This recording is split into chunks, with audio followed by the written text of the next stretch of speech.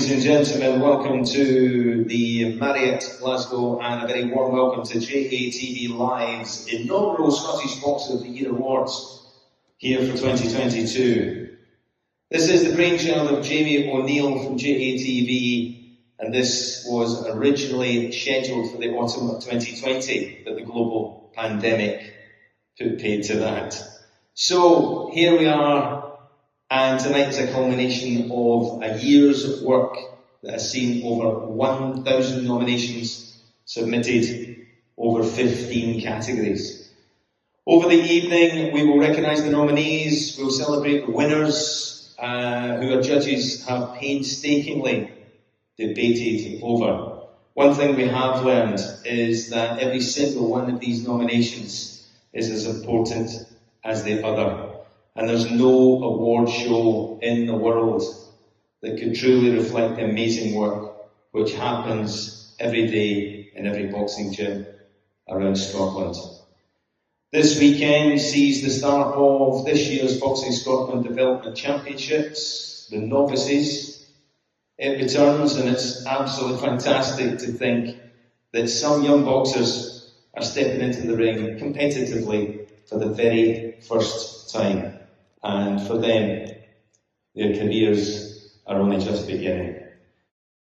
For a wee country, Scotland punches hard. From each of these novices all the way to the top, the likes of Edinburgh men, Johnny Hill and Tansy Lee, to Benny Lynch, to Jackie Patterson, to Dick McTaggart, MBE, the greatest boxer never to turn professional. Still, he became a world champion in 1956 when he won Olympic gold. 1966 brought us Walter McGowan. The 70s, Ken Buchanan and Jim Watt.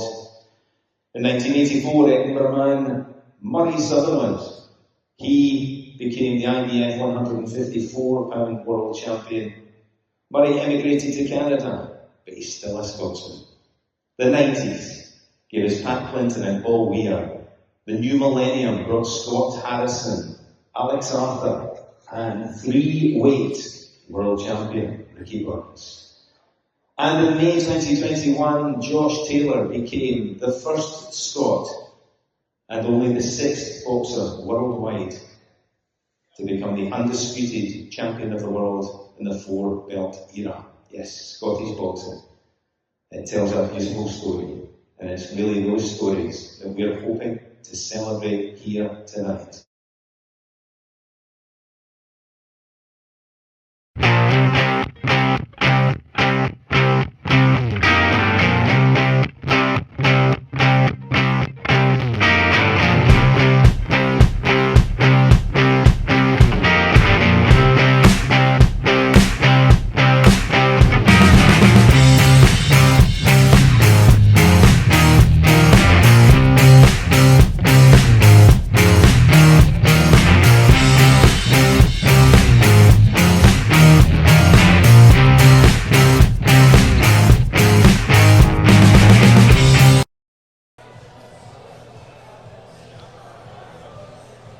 So, hello, good evening and welcome to this Scotland vs Ireland Dual International here at the Ravenscraig Sporting Facility in Motherwell. My name is Jamie O'Neill, I'm from JTV Live. Joining me very, very soon will be Ben Holm, and we'll have a selection of guests throughout the night. We're almost ready to go with the boxing. First of all, just want to say thank you to everyone who supported the live stream. This is the first pay-per-view live stream we've tried. Apologies if you've had any issues with paying for it through Facebook's system. But we're here now, and we'll see how it goes, and we'll decide how we're going to do pay-per-views in future, or if it's just going to be special events like this. Craig Stephen is your ring announcer. He's almost in the ring. So I have been here throughout the day. We had our Golden Gloves Youth and Elite Championships earlier, so you might notice the ring at the other side of the one we're using tonight. So we had two rings in operation. You can watch all that back on Boxing Scotland's YouTube channel. I just want to say a massive, massive shout out to everyone who's watching. Not far from here, Ireland, Northern Ireland. If you're based there and you're watching, thank you so much for supporting us. Happy St Patrick's Day if you were celebrating yesterday. So I'm just moving up as Ben Holm from Boxing Scotland joins me. How you doing, Ben? Aye, not bad. Yourself? Yeah, it's been a long day, but it's been an eventful day. Yeah, so we've had the Youth and Elite National Championships kicked off today, day one of the competition. Great day of boxing. This is just, a lot of them were prelims. We only had one youth final, and then back in tomorrow again for another bout. So it's a busy weekend. But looking forward to this, our first international on Scottish soil since last March, when we hosted an English team at the High Performance Centre. So no, looking forward to it. And a lot of these boxers' first bout of 2023. Pretty much all of them, to be honest. I don't think anyone's boxed. I think Sam Hickey's the only Scottish boxer to box internationally so far. So I did run through the list, but a few people are asking, so I'll just put the list back up on your screen now, if you want to have a wee look at that. Yeah, the only thing to note is the Irish boxers will all be in the red corner and the Scottish boxers in the blue corner. Now obviously the red corner is usually listed first, so on that running order we have all the Scots first, so it will be reversed round when they get into the ring.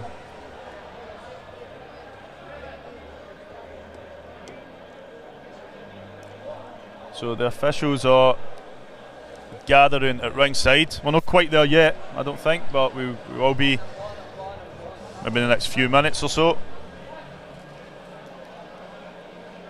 Is there anyone you're looking forward to? Quite a few, to be honest. I need to watch my accent, 'cause I don't know how good my Drumchapel Glaswegian accent is going to be. So if I'm speaking too fast or you don't understand my accent, just give me a shout. Yeah. No, there's a few. I think the one who's been the poster child for this this event has been Lennon Mulligan, who obviously represented Scotland at the Commonwealth Games last summer in Birmingham. There he is there, Lennon. Yep. So Lennon boxes Clepson de Santos, who also boxed at the Commonwealth Games for Northern Ireland. Both of them got to the quarterfinals. I actually met Clepson in the village. I was down there covering it for the media, and Clepson was trying to convince me that he was the Northern Irish table tennis player. That myth was quickly dispelled when I beat him at table tennis, and he wasn't particularly good, so let's hope he's better in the ring. It reminds me of I don't know if you know Jay Carrigan. Right. So he put in his Instagram post that he was the runner-up for Bake Off, BBC's Bake Off, right? And he was getting interviewed by somebody for BBC, and they said, "Oh, I know that you're also into cooking, and you were on Bake Off, and you were a runner-up." And he just played along with it, but it was all lies. He just put it in his Instagram post. So when they googled him, that's what popped up. I used to say to people, "I've got a PlayStation tattoo." Yeah, I've never noticed that before. You never seen it? No. So it's the buttons for PlayStation. My nephew picked it, but people used to ask why, and I was like, "Oh, I'm FIFA 14 and 15 European champion." So then the next words are, "Oh, you're not better than me." So we can be a bit deceiving online. Defend that. But no, to go back to the list, there's a few. Isaac Akram making his elite debut. Was a youth last year for the Youth World Championships. He makes his debut as an elite against Rhys Owens. That's belt number 9. Looking forward to that. Luke Bibby, the final bout this evening. Luke Bibby versus Anthony Malnafi. So Lennon Mulligan and Luke Bibby, our last two Scots in action, are on assessment to join the GB boxing squad in Sheffield.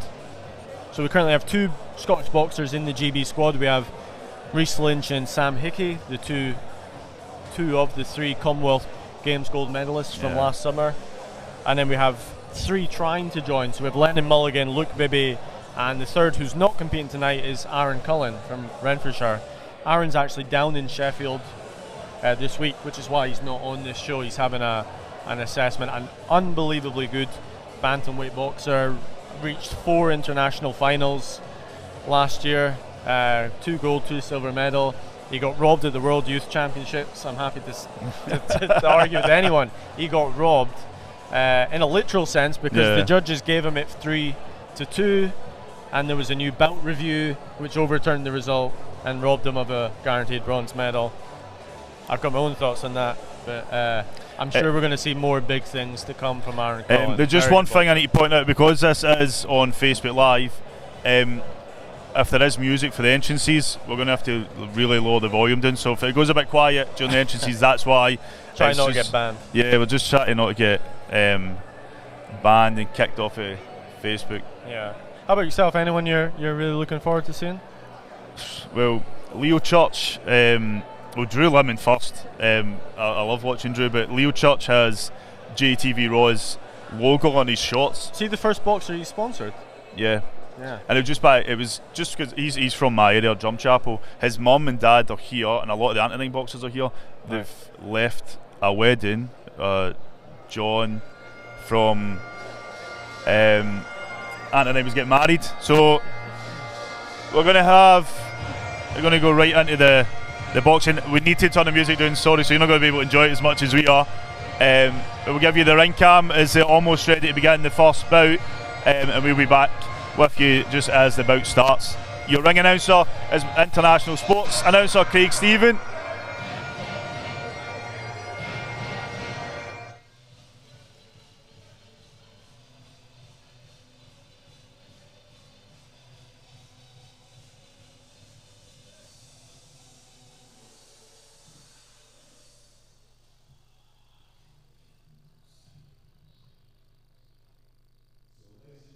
Just a piece of housekeeping just before we start. If you are taking any photography whatsoever, please make sure your flash function is switched off. We don't want any stray flashes getting in the way of our athletes. So just please check your flash function. Ladies and gentlemen, on behalf of Boxing Scotland, once again, very warm welcome here to the Ravenscraig Regional Facility for this dual match. Scotland versus Ireland. Sanctioned by Boxing Scotland, the official in charge of supervisor, Mr. Duffy Fraser, he's alongside Mr. Norman Watt. Our medical officer is Dr. Ronnie Sidney. Our timekeeper at the bell, Mr. Ryan O'Rourke, and in charge of the action for this one, veteran championship referee, would you please welcome star referee, Mr. Donald Campbell.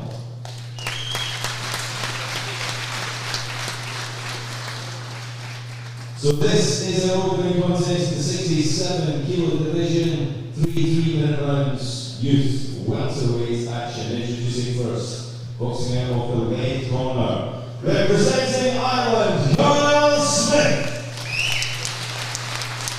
And across the ring in the blue corner, representing Scotland, Drew Lemon.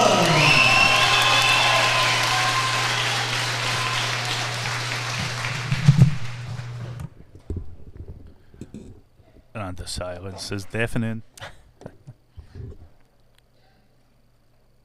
So we've got Drew Lemon in the blue corner and Kyle Smith representing Ireland in the red. This is bout number one, so round number one.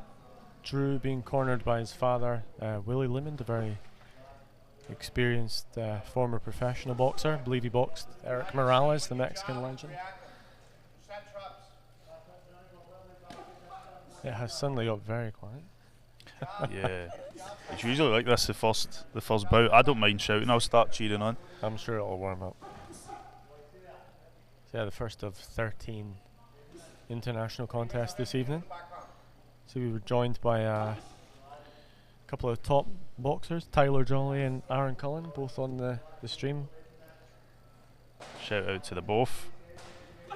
Tyler will be boxing soon as he turned pro. He's turned pro, yeah, he'll be making his pro debut soon, so good luck to Tyler for that. I need to get one of the t-shirts he was advertising. Yeah, I did see them, yeah. So Tyler, a bronze medalist at last summer's Commonwealth Games.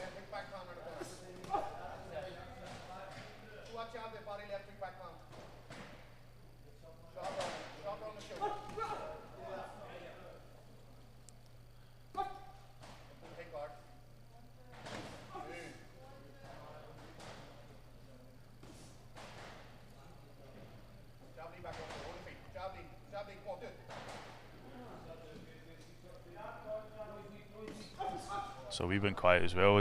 Yeah. We're just watching. Yeah. No, I'm just waiting for.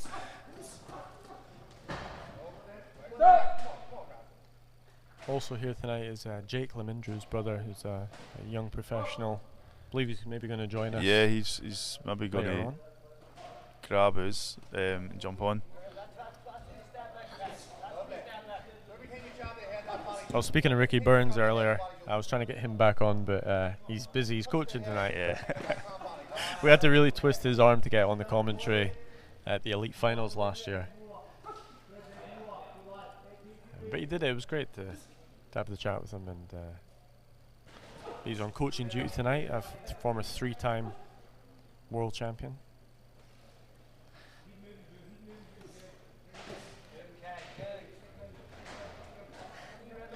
Tyler Jolly, you owe us money for that advertising. Both these lads staying in the centre of the ring. There's a lot of space in there, but a wee bit to and fro, and a wee bit teasing, I think, as well. But nice movement from both.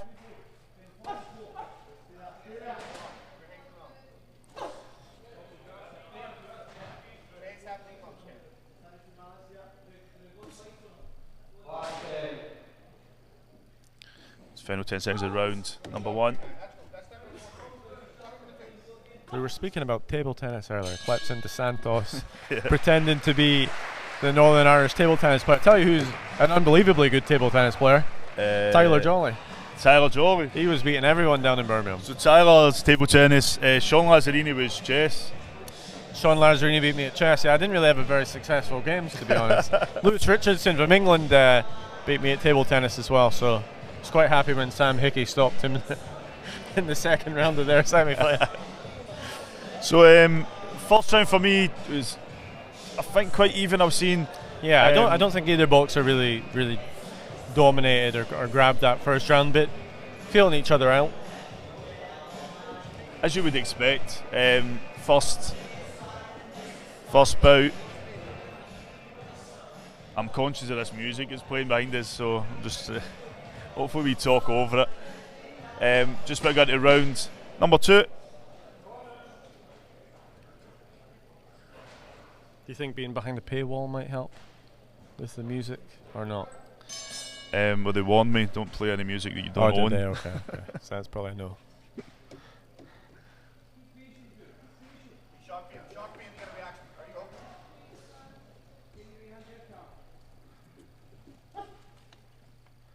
So this is our opening contest of the evening, a youth welterweight contest. Drew Lemon of Scotland in the blue versus Kyle Smith from Ireland in the red. 12 more international contests to come after this one. A lot of international contests are like this. It's very, the pace is like, no boxer earlier on doesn't want to take too much of a risk. But we see Drew slowly try to open up and Kyle responding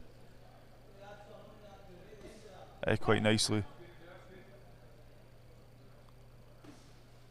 And Kyle using that jab where I see a wee bit of blood there, I think, coming from Drew.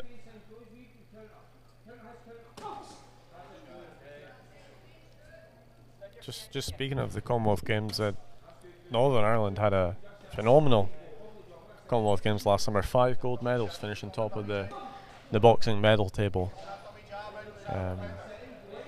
That's why we set this up. We were like, listen, you just need to come out here and we'll get even. I believe Scotland were 3rd in the medal table, ahead of England. So both Scotland and Northern Ireland finished ahead of England on English soil. No luck, England, unfortunately.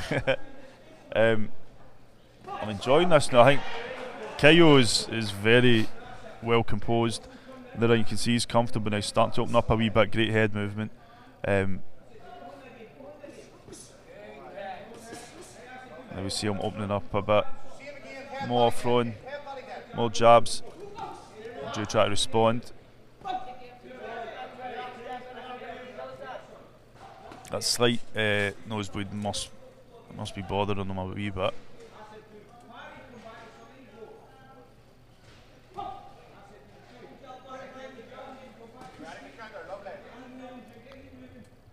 Can hear the instructions from his father, Willie Limond, in the corner there for Scotland.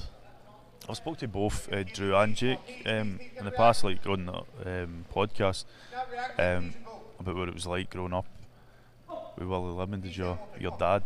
They both boxed at a very, very young age. Jake's a bit different. He done football, and then moved to boxing. Right. He's now pro. But Drew is just in great shape. I think over the last few years he's really found himself in boxing. Big body shot there, just as we got into the last 10 seconds of round number 2. Very cagey affair so far as we come to the end of round number 2. We did not have open scoring for this competition, so we're in the dark. How the scores are, obviously a lot of international competitions, you see the scores round on round, how things are going. So we've no idea who's up, who's down. Feels like it's still there to put up, you know. I think for me, Kyo slightly just edged that round. He started getting a bit more busier. I think Drew is looking to go bounce back and make this third round really interesting. First round for me was too even. But both of these boxers will be looking to... Yeah. If anything, though, I would say that there looks to be more urgency in the Scottish corner in between the round there that maybe suggests they feel they need a big round to win this contest. It looked like a bit more animated there in the Scottish corner. So this is third and final round of bout number 1. Yeah, the Scotland versus England dual international. Ireland, wow. It was you that brought up England first, not me. Scotland versus Ireland dual international.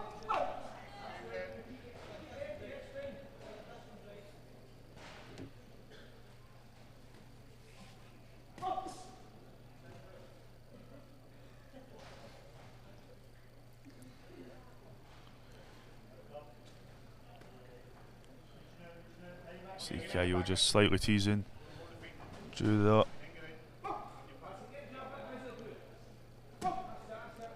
Drew turning southpaw, he's going back to orthodox there, just a little bit of switch hitting. He's kind of gone back to his regular orthodox stance now.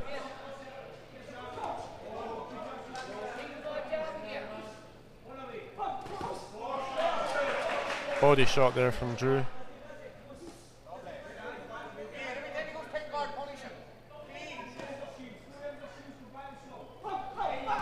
Nice work there from Drew. Kyle's corner just shouted every time he goes tight, punish him. So there is tactics there that they'll be looking to use. Nice work there from Drew. Kyle looking to respond. First and third kick. Attack is going to trigger your counter.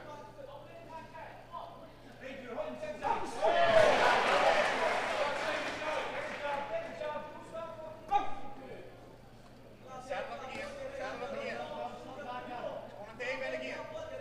He's edging, he's going to Dave. Punish him with 1-2 kick. Punish him back. I think Drew's been more successful in this round. He's upped his gears a wee bit. Yeah, I think we were both transfixed there, but we were just both so closely watching it. It feels like one of these ones you can't take your eyes off, even though it's not the busiest of fights. It's so cagey, you can't take your eyes off it. It feels like, you know, 1 or 2 moments is really going to be decisive in this contest. And I think Kyle's got great movement. He's getting out of there when he needs to, but he is getting caught earlier in the round. He got caught a few times with Drew. Yeah. Again.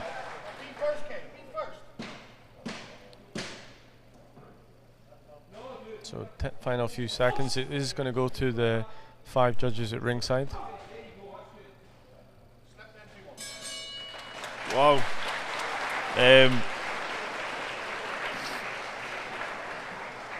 I don't know what to say. I think it's got to be close. Yeah. For me, Drew was busier that round. I did think Kyle picked up the second. The first, I think maybe a bit too close for me to call. I think Drew had his biggest round in the third and final round. Probably be the question of did he do enough over the first two to get the decision, but he's on home turf. If they're close, will they go Scottish? We'll wait and see. So we'll pass back to Craig Stephen with the official announcement in the ring. Ladies and gentlemen, final winning contest. Before we declare this up, please, should appreciate you for both these young men.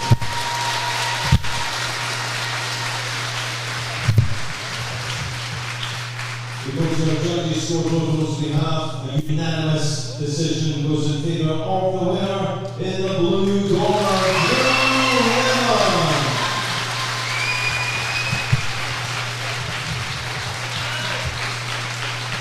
And ladies and gentlemen, the award scoring man from Holy Trinity ABC, representing Ireland, how did that feel in there? Good to be sharp, so it was not like a hard fight physical, but it was a good chest battle. It was really good to be sharp. We're saying on the commentary there, a really cagey affair. It felt like one or two moments were really going to be decisive in there. I didn't want to, if I'm jumping in and he catches me, that's me playing catch up for round one, so I didn't want to get caught with something big early and has me in the front foot, but just as I say, my dad and Ricky and Robbie and Ian just stuck to the game plan. It worked. You had a big final third round. It looks like you won that one clear. Were you confident you'd done enough over the first couple of rounds? He landed a couple of shots in the first two, but it wasn't anything like he came forward. He was just skiffing us when I was coming in. So I thought I won the first two. Then the last round he started to open up. I thought he was behind, so he started coming forward and just catched him. That was your first international contest of this year. Are you hoping for a big 2023? Of course, I want everything. And also I get a big thanks to my sponsors, Conley Sport, I forgot. Conley Sport, Airlock Builders and the Daimler Foundation. They do everything for us, man. Fucking, I appreciate them so much. And how was it having your dad in the corner there? Good. That's the third time he's been my corner on international duty. And my dad's been there, he's done it all. I'm not going to disagree with him in the corner. I like what he says to me and it worked. Well done tonight, Drew, and look forward to seeing more of you in the future. Thank you. Cheers.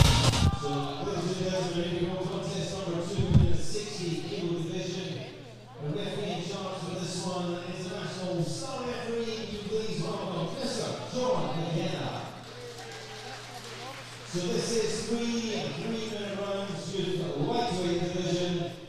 Introducing first, boxing out of the red corner, representing Ireland, Duffy. And across the ring, in the blue corner, representing Scotland, Church.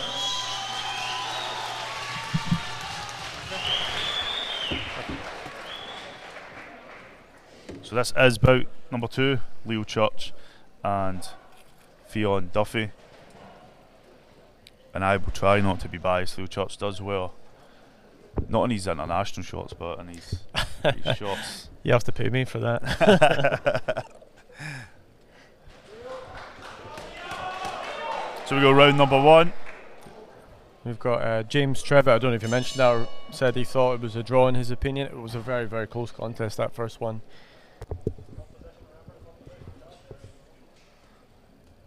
I think Drew had the biggest round, just to go back to that. I think that third round was the biggest that either of them had really in the contest. So, and we can't have a draw. In the amateur boxing you can't have a draw, that's right. So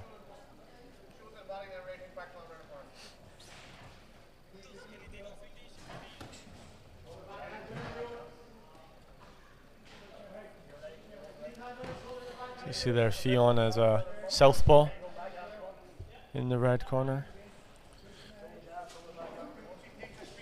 Good left hook there from Leo.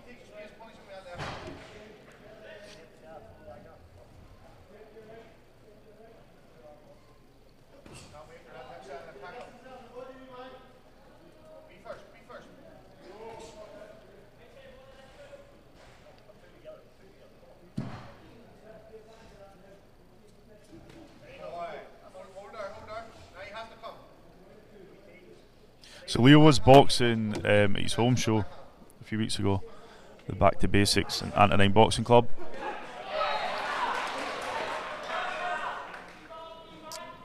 And he had a lot, he was switching up head to body, and his opponent did get a count. St Francis boxer after a big body shot, so he does have the power there. Was that top of the bill for that one? No, it wasn't. No? It was Caitlin Kelly that was top of the bill. Oh, okay. With Clara. Honey Bisma. Yeah, from Glasgow Boxing Academy. Yeah. And Caitlin won that. They were due to have a rematch in the semi-finals of this elite competition that's just started today. But I believe Clara has withdrawn from the competition, so Caitlin gets a bye straight through to the Nice wee left final. right there from Fionn Duffy in the red.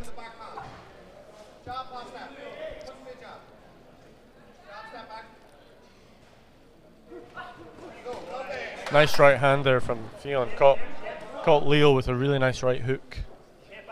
And Leo tried to unload her, but Fionn just put himself in the right position, and the referee split them up.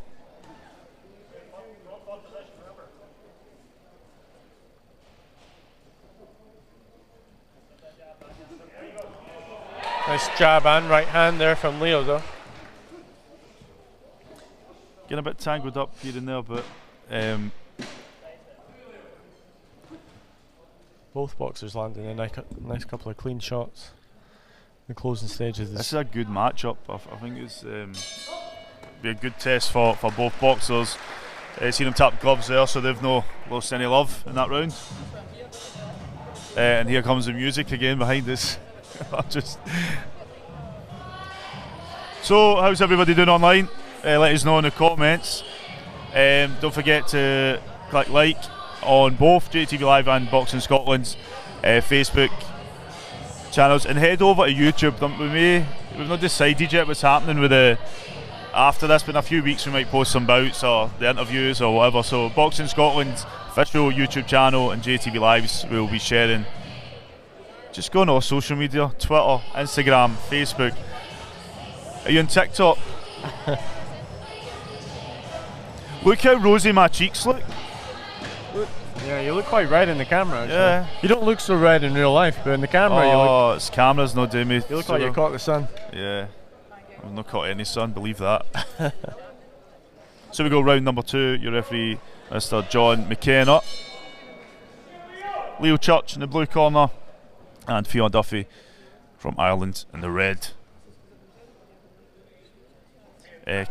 Shout out to Caroline Kerr, watching online. Looking forward to Josh boxing. Daniel Church, how you doing? Most of the Church families here in the wedding gear.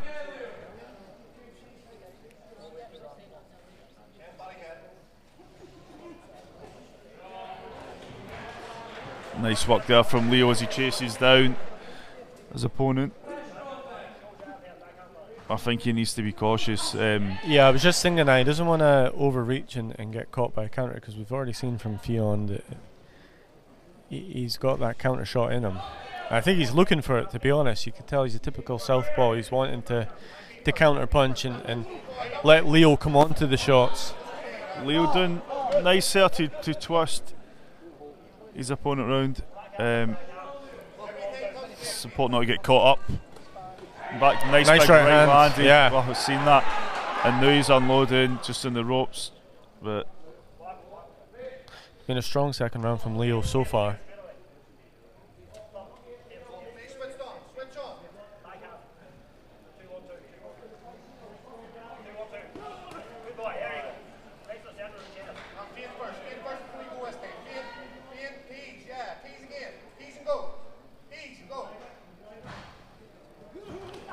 Sharon McNulty, where is Robert? I thought he was coming back.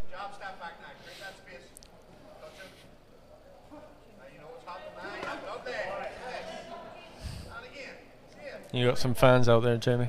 Yeah, it's that Robert McNulty. Usually his family will winding me up on the streams.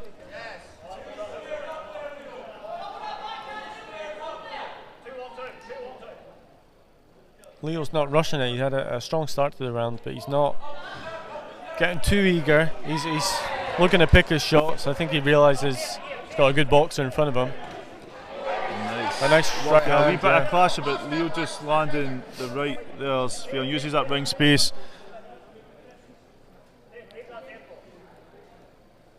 You almost forget, like, Leo's 16 years old. I'm guessing Fionn is similar age. Yeah, well, it's a youth contest, so he might be a year older. When you're speaking to him outside the ring, it's like you're talking to a young gentleman. It's like in his 20s. Well, we've seen that with even some of the younger ones. I think we both remarked about Thomas O'Reilly and how mature he is for a young lad. He's a junior now, but when I was silver medal at the European Schools last year, Thomas. Old head on young shoulders, but yeah, Leo mature as well, and a fantastic second round. I thought. Yeah, brilliant. First was tight. I think Leo, for me, took that second round.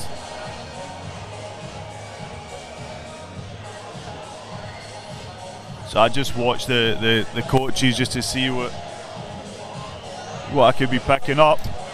Yeah. But we got the Macarena playing behind us. You gonna do it? No. It's pay-per-view. No. I'll get you your money's worth. We can tell that Liam Foy story now. We're on pay-per-view. I heard Craig McAvoy joking earlier he was going to get an interview to the coaches to go on and do a wee exhibition in the ring. Right. He says, I'll make sure. Well, if one of them's Ricky Burns, it's not very fair, is it? Say it again? If one of them's Ricky Burns, I don't want to be the other one. So we go with the third round? Yeah. Third and final round. I was speaking to Ricky earlier. He was saying he's got one more professional bout left in him. He's been sparring with Charlie Doig. Yeah, he's been sparring with Charlie Doig, and he's got one last fight. They must give him motivation to be surrounded by these young boxers that look up to him, but in a sense, I know that he has a lot of respect and admiration for them as well. Yeah. Is Tyler Jolly going to call him out? Is that going to be the news for them? Yeah. He's the pro now, Tyler. He could call anyone out. Go on, Tyler. Who do you want to box? So I think this round is going to be interesting with these two.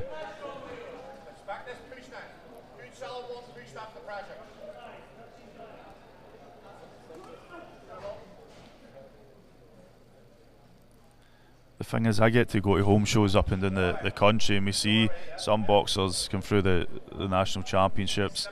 But this is like a great list. If you had to put together your ideal list for a boxing event, a lot of the names on this would be on it.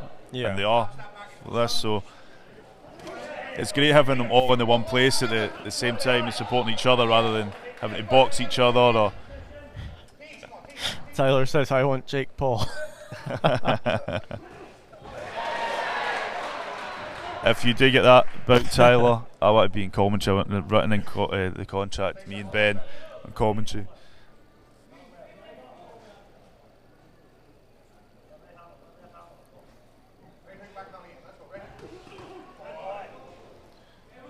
I think Leo loosening a bit up in this round, going for it a bit more, but Fionn Duffy's very, very good as well.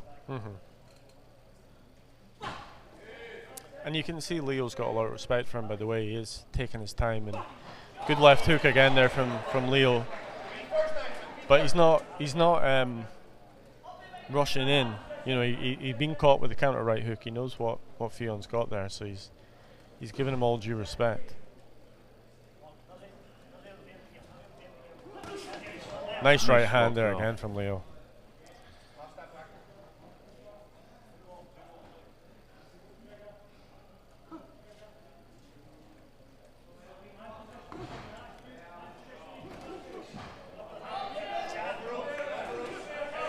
I think he's doing enough in this round as well, Leo. As we said, first round was tight, but looks to me second and third Leo's getting the job done. Obviously, the last few seconds, it's going to go to the judges.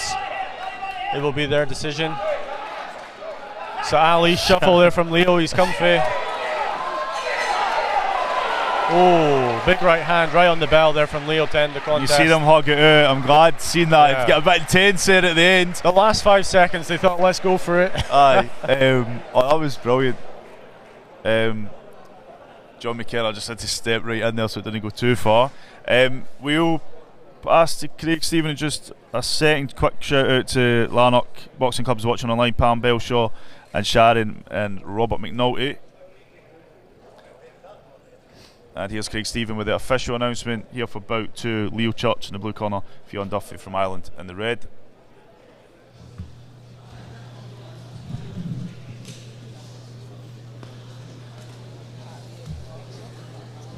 Well, ladies and gentlemen, judging by the noise of the head and flat, and you enjoying that one, I say please, for both our boxers in the ring.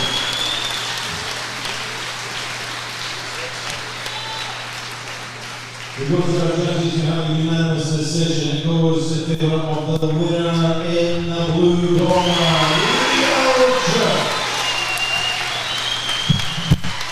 And ladies and gentlemen, give the applause for Ireland's Duffy. It's well done out of both boxers. Great from Leo. We're going to grab him for a chat with Ben in just a sec. It's not going anywhere. So we've got Leo Church, winner, unanimous decision. How'd that feel? It was brilliant. So to be like round or two, kind of, well, half a round I'd say, getting the feet, getting the distance. Obviously a tricky opponent as you can see there, but no, I got my feet, got my distance, and I just kind of took care. I felt second round was much better than the first, third round even better than the second, so it was good, man. So that's how it looked to us. Looked like the first round was really tight. Second, third, you showed your class. So what's your plans now? A big 2023 ahead? Hopefully. We've got France next week and Wednesday, Thursday. And then that's a camp with another duo over there with the Europeans and that coming up in April. So it should be a good year. You had some support in the crowd. I believe some people have come from a wedding just to see it. My mum and my dad and my brother and his girlfriend, they're all dressed up fancy. Obviously the kilts and that suit the theme that Scotland being on, but no, it's good to support my family and everywhere with me, so thank them. Obviously my coaches and stuff like that in the club, but no, it was great. Well, great job tonight, Leo. Look forward to seeing more in the future. Ladies and gentlemen, contest number 3 in the ring, 63.5 kilo division, 3-minute rounds. In the youth light welterweight division, a referee in charge for this one, star referee, would you please give a warm welcome, Mr. Tommy Winters. Introducing first in the boxing out of the red corner, representing Ireland, Ronan Love. And in the blue corner, representing Scotland, Sammy Kerr.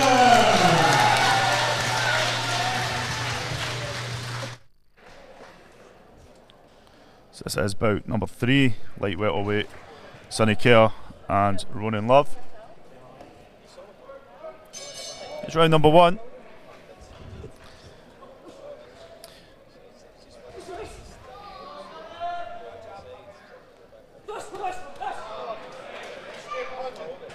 Nice couple of left hooks to start the contest from Sonny. Well, he's coming out strong, and there's no feeling out process in this bout. First two, it was a cagey first round, but it looks like we're gonna have a busy opener. Sonny Kerr from Byron Boxing Club in Aberdeen. Your neck of the woods. Yeah.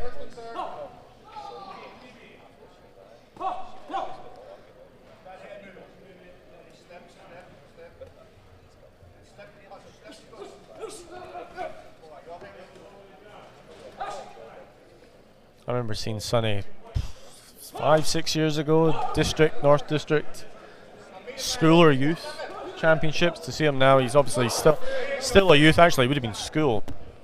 He must have been 11 years old. He's grown a bit since then. Yeah, that's like me with Leo Charts. First time I seen Western Districts years ago. I wouldn't underestimate Ronan Love. I've seen him try to move in there, throw some decent shots. Sonny does seem a bit more relaxed. Yeah, I've got to admit, I'm a wee bit going into this blind with the Irish team. Don't know too much about the team, apart from obviously clips into Santos. That's only because I beat him at table tennis, but that's the last time I mentioned table tennis. But it's been a strong start from Sonny Kerr, very strong start. He's someone who likes to use his feet and use the full space in the ring.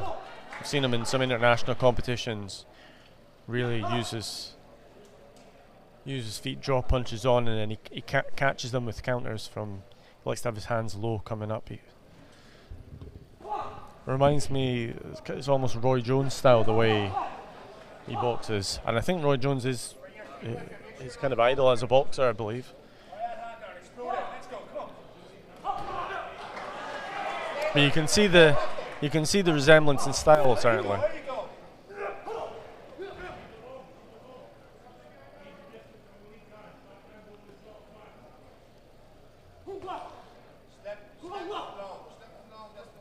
Keeping his hands low, but then he brings them up out this eye line, and it can be very successful. So as long as you as long as you've got the reflexes to avoid the shots that come back at you, it can be successful. Don't underestimate Ronan Love. I've seen him throwing some big shots. Yeah. Always landed.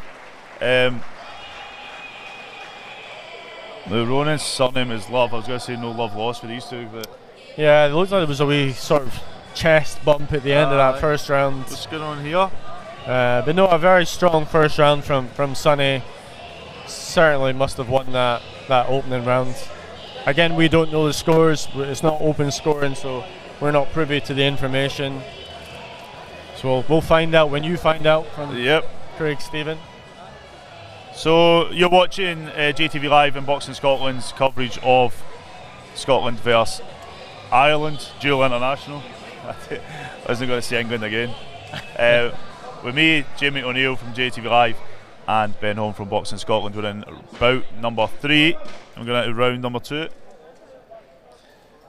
Sonny Kerr in the blue corner and Ronan Love in the red. We've got a good crowd in tonight. I mean, from the camera angle, we're actually kind of panning away from their crowd, but in the other direction, we have a lot of floor seats, and it's busy. It's busy. In Yeah, tonight, so they've done well. The boxers are selling their own tickets. Yeah. Shout out to Alec Mullen, who was here earlier.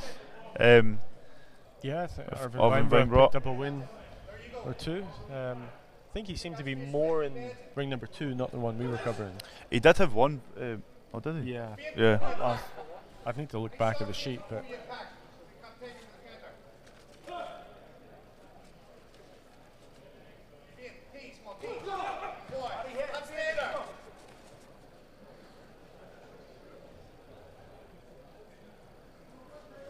So Nathan Lewis and Lewis Urquhart boxing earlier. I'm sure there was one in ring 2, was there?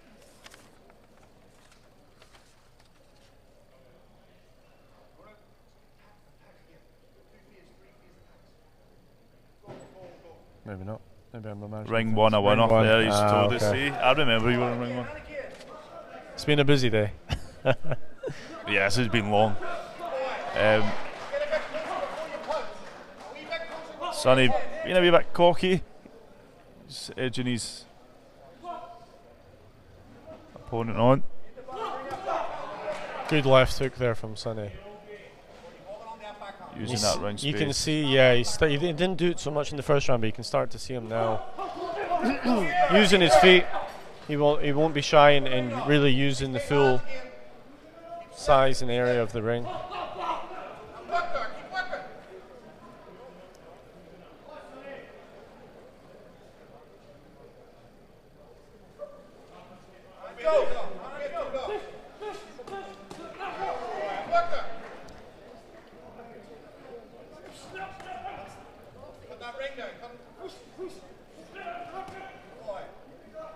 This is a youth light welterweight contest.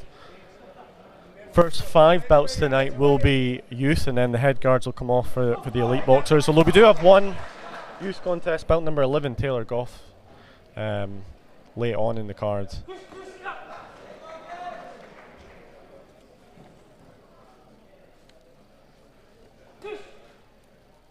but after bout 5 it will be all elite apart from the Taylor Goff contest. Nice right hand again from Sonny. You can tell he's feeling good, he's feeling confident. Gum shield on the floor.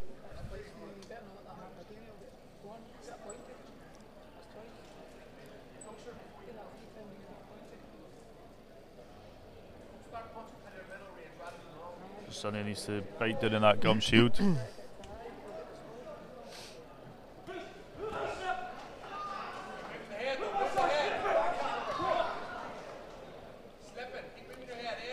Sonny was involved in a bit of a bizarre incident internationally last year. I don't know if you remember. I think it was Lithuania. I might be wrong. He was abroad. It could have been Serbia. And there was an incident between the two boxers. It was a home boxer he was facing, and then the coach stormed the ring. The opposition coach stormed the ring, immediately getting his boxer disqualified. I don't know if you remember seeing the clip. We put the clip up. This is the first I'm hearing of this. I think it was in October, November sort of time. So it was a close contest, but there was some sort of incident in the ring, and the opposition coach decided to storm the ring to confront Sonny. But obviously, if the coach enters the ring during the contest, the boxer will be disqualified. So, wow, I need to look for that. If there's any edits of this, we'll find it and put it up so you can see it. Yeah.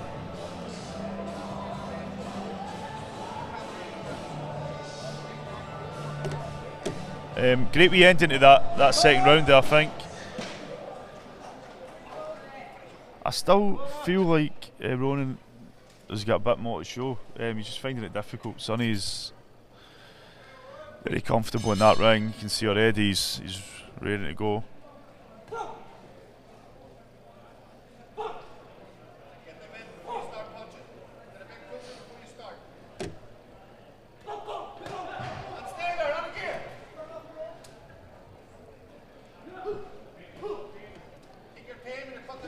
For me, I feel like Ronan needs a big final round. It's been a very confident, composed performance from Sonny over these first 2 rounds. I would be surprised if he wasn't 2 rounds up coming into this final round. Yeah, I think so.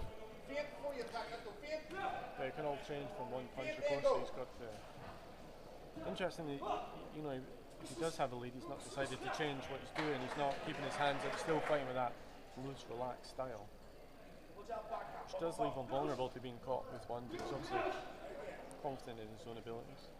I wonder if we'll see those hands go a bit higher in the final few seconds. Ronan decides to go for it a bit. Yeah.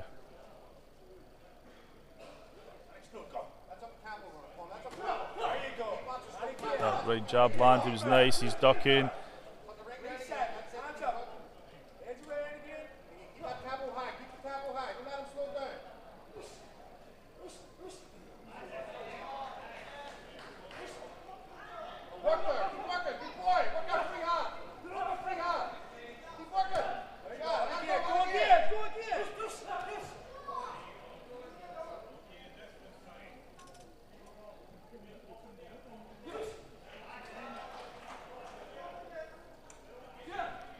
He's very accurate with his jabs, Sonny is. Can target the body there for the first time of the contest. Great left hook there.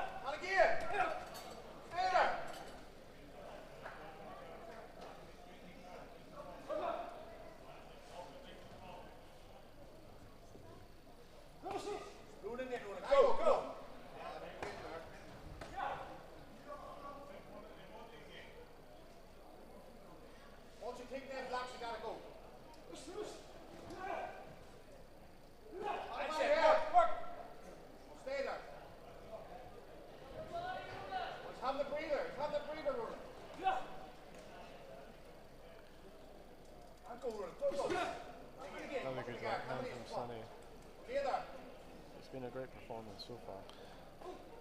Yeah, he's been great. Ronan's Connell said he's having a breather, but he does look like he could go on another few rounds. He doesn't look tired to me. I mean, Ronan has caught him here and there. We'll go back to Craig Stephen for the winner, baby.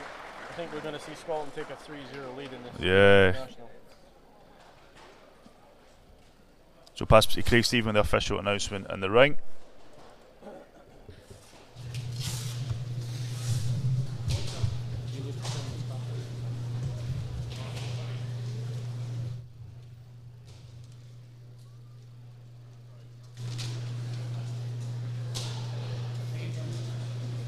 So ladies and gentlemen, once again, before we declare the result and celebrities as our boxers, please show your appreciation for both our boxers in the ring.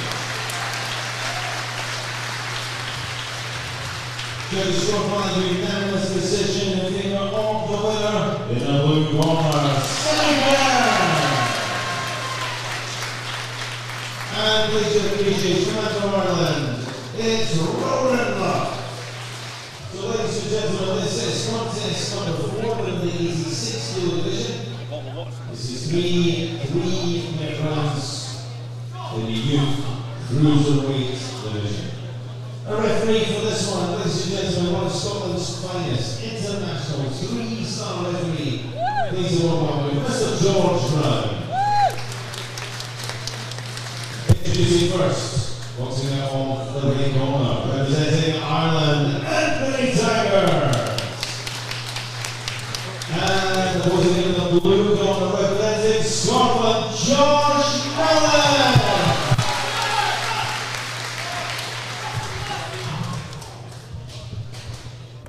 So we go, bout number 4, Josh Mullen and Anthony Taggart.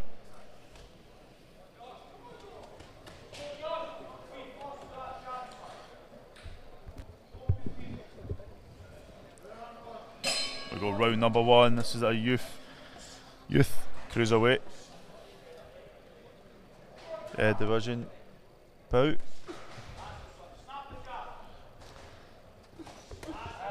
So you've probably figured out by now all the Scottish boxers will be in the blue corner for this competition. All the Irish boxers in the red corner.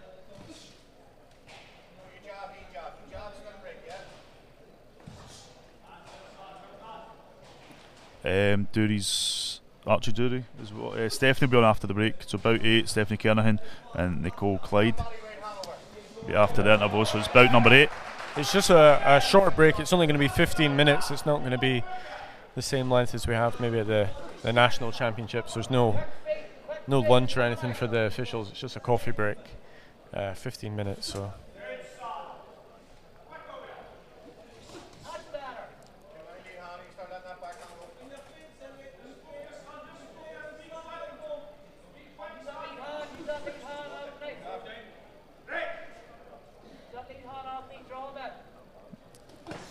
Blantyre Miners are rooting for Josh.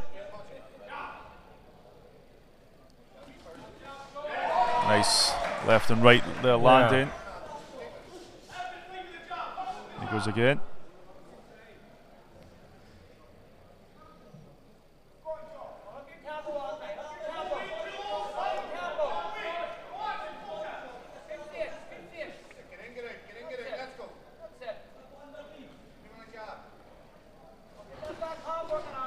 I think I can see what Anthony in the red corner is trying to do. I don't know if he's maybe just waiting a bit too long for me. But Josh, if you open up, you're in a dangerous position. Josh is, of course, the reigning British champion. Won that title down in Barnsley, the GB Junior and Youth Championships last year.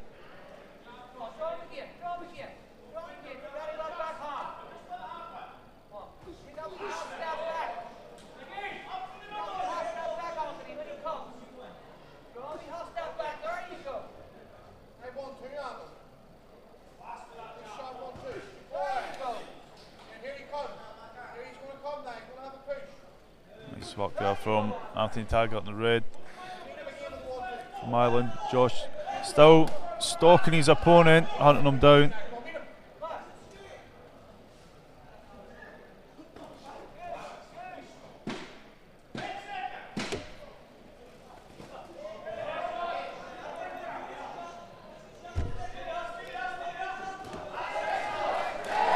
Nice right hand from Josh.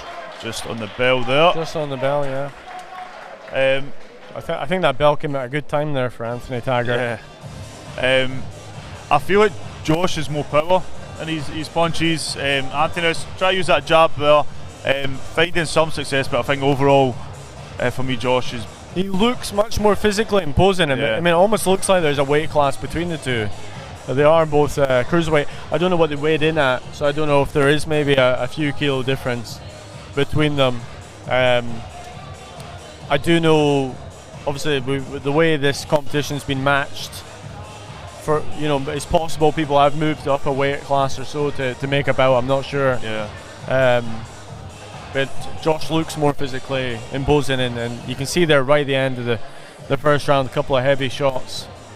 So some of the comments coming in, just a hello to Johnny Downey, Archie Dury, John Thompson, Caroline Ketter. Good first round for Josh. Power puncher. That's exactly what I said.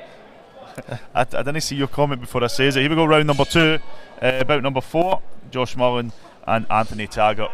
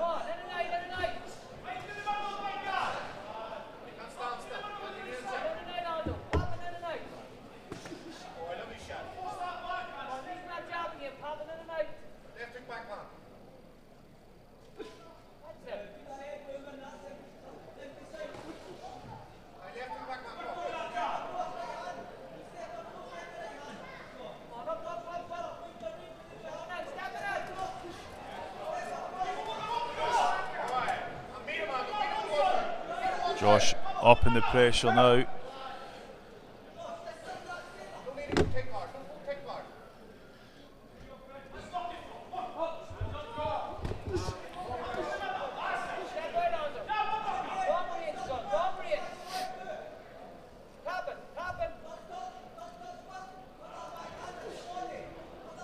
A lot of comments coming in. Lee Mullen, Tina from Taggart's, and Lisa Higgins. Thanks for joining us.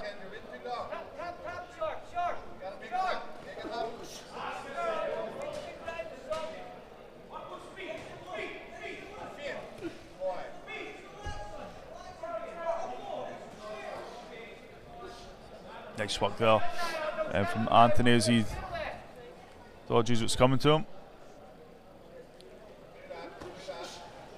Nice overhead right there.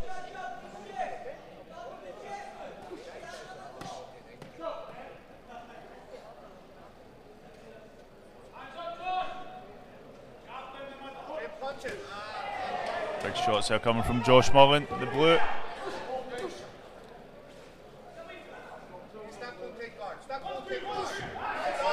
Nice work there again from Josh. You see Anthony try to throw that overhead right. Sometimes landing, it's not really making much of a difference to Josh as he still powers forward.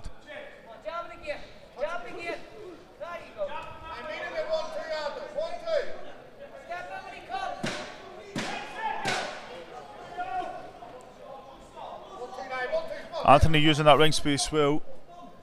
Maybe there's an element to try to tire his opponent down. Yeah. But Josh, in that ring, he just looks very, very comfortable. He's looking for the big shot. You can tell he's. Scott Henderson, how you doing? Watching online. Thanks for joining us. I hope you get to have a wee chilled night before you're. I thought he was out at dinner. I thought that's why he wasn't here. Oh, maybe dinner and Or he's maybe at the dinner and he's got this on at the same time. As you would.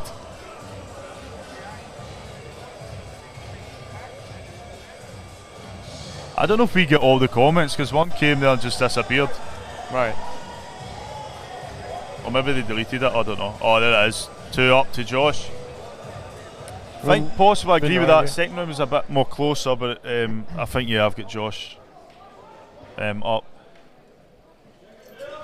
Let's see as we go into round number 3. This is bout number 4, Scotland vs Ireland, dual international, hosted by Boxing Scotland.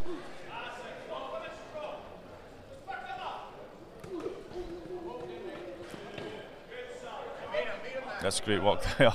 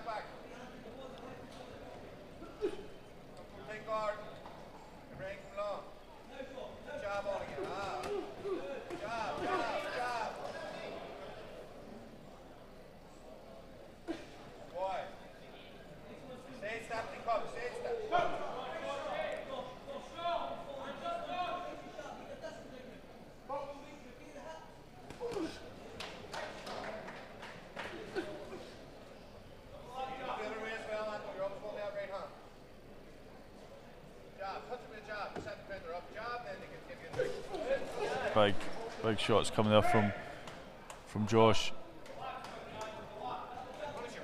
Kernahan, I seen that. You deleted the comment. Thanks for confirming. I was wondering.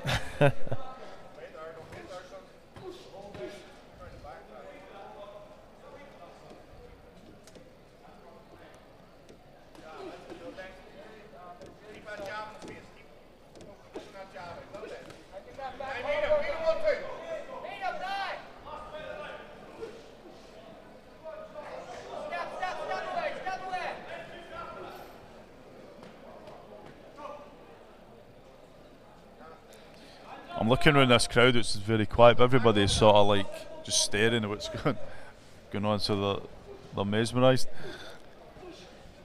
Sometimes it's what we get like. Yeah, no, it's another one. You don't want to take your eyes off. It feels like there could be a big punch at any moment. Josh got him in the corner. He might unload here. That's exactly what we're going to see. Little wobble there from Anthony Taggart. I don't know if he was hurt. We're going to get a count now. It's going to be a standing count. They both went to the same corner.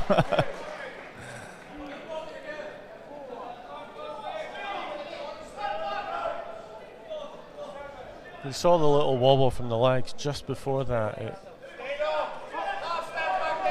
will continue last 10 seconds though, so I think will Anthony survive to the final bell? I think he's going to. He has been able to use the ring space and get out any danger when it's needed. But no, a strong performance there from Josh Mullen. I think we're going to see Scotland take a 4-0 lead in this duel. Super Grand Poland, how you doing? Nice of you to join us. Glad you got on alright. So we'll pass to Craig Stephen in the ring with the official announcement, and then we'll have, hopefully, have the winner with Ben in just a sec. As always, take a look at both boxers before they come together. The referee, Dr. Sydney, happy with what he sees. Ladies and gentlemen, please, good appreciation. Go for the boxer. We go to our judges. We have a unanimous decision. The winner in the blue corner, Josh Mullen. And ladies and gentlemen, your appreciation. From our road boxing club, Anthony Taggart. Got Josh Mullen here, winner, unanimous decision. How did you feel in there? Good in there. Felt just listened to what my coaches told me to do. Stuck to the plan and it worked. It looked like you had control of the contest, but you finished it well, forcing a standing count there in the third and final round. Did you think you were maybe going to get the stoppage? Maybe, but I wasn't looking for it in case falling in the punches and that. But yeah. You had a big 2022, you became British champion. What's your plans for 2023? Hopefully go to the Europeans and win the British again, just as much as I can. look 2023. Well, a fantastic performance in there tonight, and looking forward to seeing more of you in the future. So ladies and gentlemen, this is contest number 5 within the 60 kilo division, 3-3-minute rounds with lightweight. Referee for this one, international star referee, would you please give a warm welcome, Mr. Jim Smith. Introducing first the boxing out of the red corner, representing Ireland, please welcome Bernie Stokes. And posing in the blue corner, representing Scotland, Patrick Graner.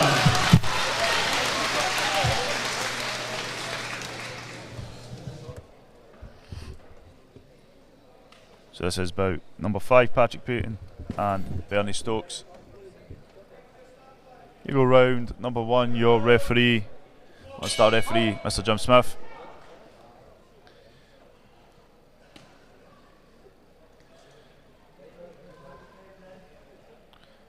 I had one earlier, but I'll just give another wee shout out to Eddie Wilkie as he gets married today. Coach at Drumchapel Argo. Quite a loud break shout from Jim Smith.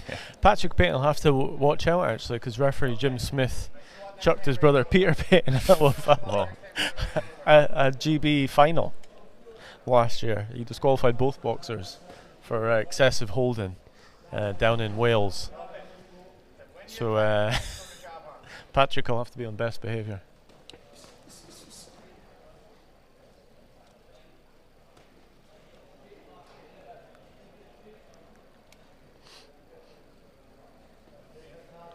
A lot of comments coming in. It feels good because it's all decent people that have supported our streams in the past.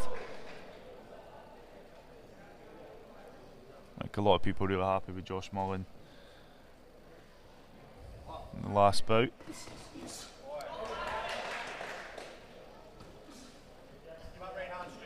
And we got an exclusive Tyler Jolly calling out Jake Paul. So that's Yep.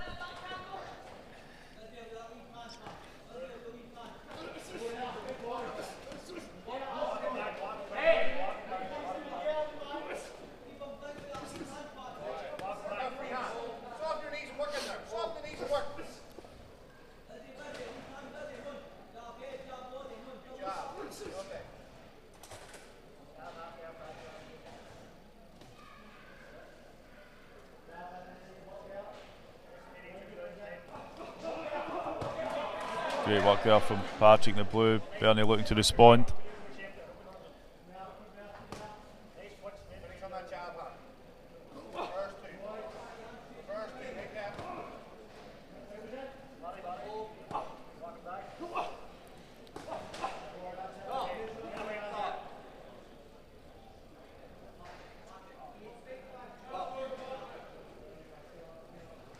It'll be interesting to see where some of these brothers go in the future. Patrick and Peter Payton, Jake and Drew Lemond.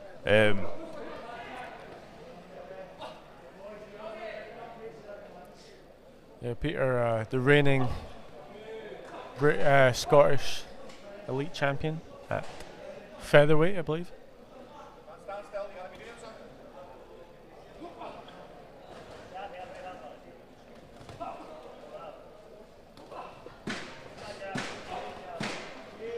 Final a few seconds around number 1. Is this about just heats up ever so slightly?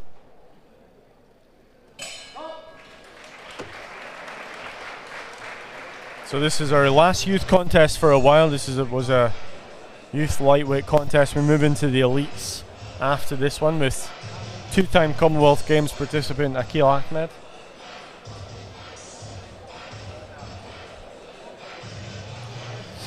There's that music again. We need to talk right over it. Yeah, so we will have a 15-minute interval for those asking. Stephanie Kernahan. I caught up with her just before the show started. She's boxing Nicole Clyde, bout number 8.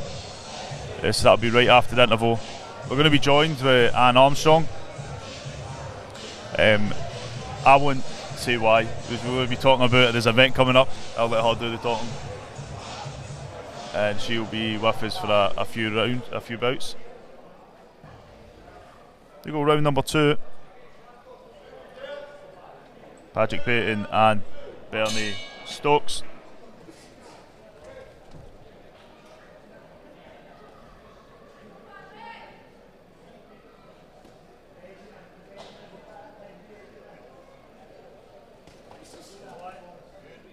Nice swap there from Bernie. He tries to break through.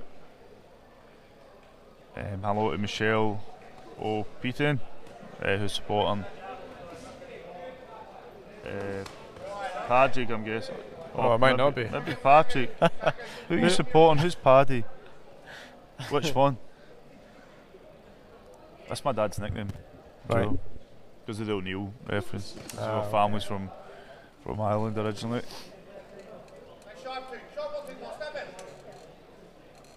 Any split loyalties for you tonight, or No, on the Scotland train?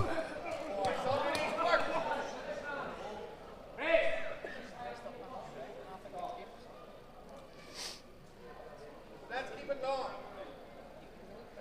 That's not end number 2. Send it out.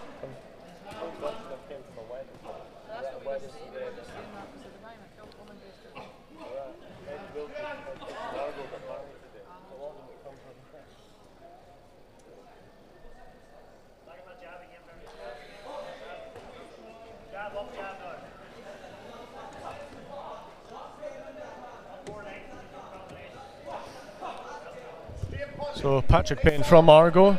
We were saying about Argo, Eddie Wilkie. Say again.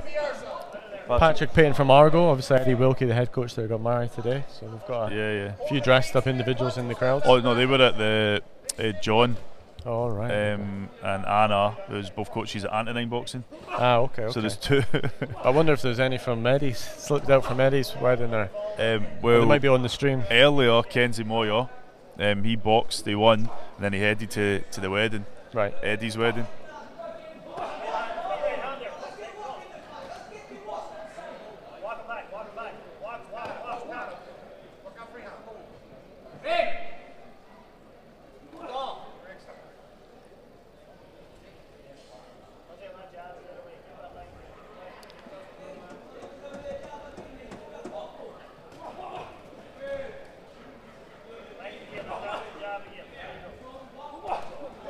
Nice left hand there from Patrick.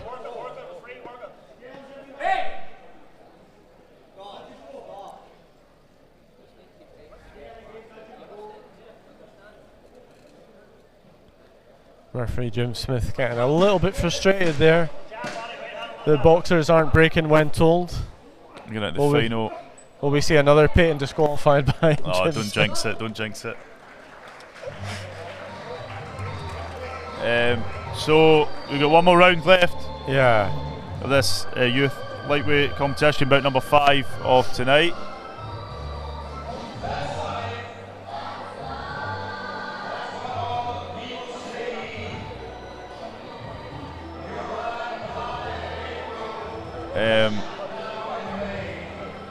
I think that's the wedding party there. Like chunk of the audience just went.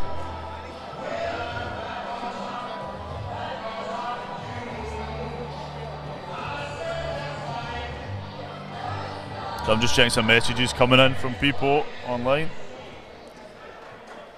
So Patrick, I'll have to keep focus for this one. We did see in a recent international, just at the end of 2022, Patrick was cruising. I can't remember again where exactly that was.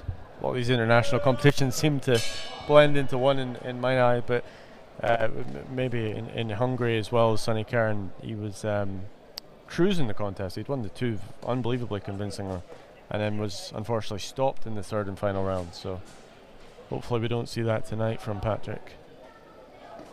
But it's a learning curve, so when you have those experiences, I guess the experience will be if you've got a lead, maybe protect it. This one's certainly closer than that one. I think it's all still to play for. Nice left hand there from Patrick though. I feel that he probably did edge the second round, Patrick. First one, a little bit too close to call for me, so the bout's certainly still all to play for.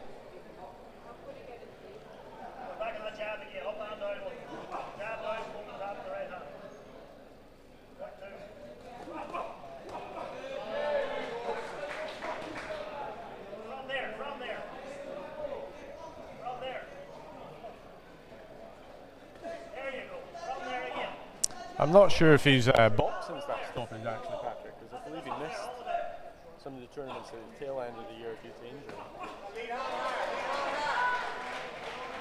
Nice right-handed ender from Patrick.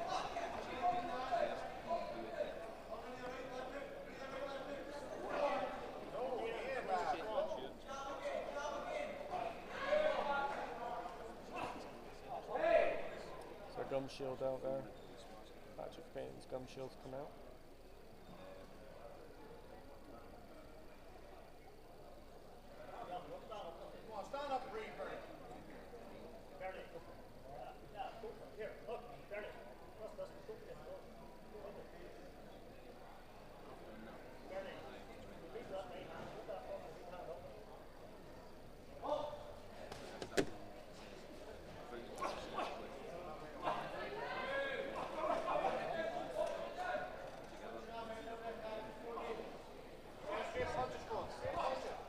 Found his groove, Patrick, though. Nice left hook, really wobbled. Downey, Stokes there. I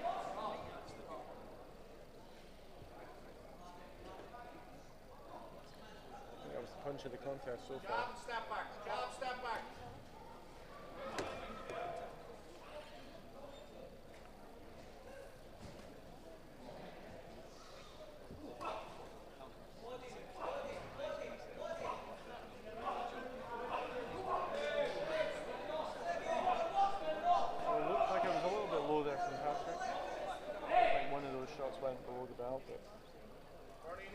No complaint from Bernard Stokes.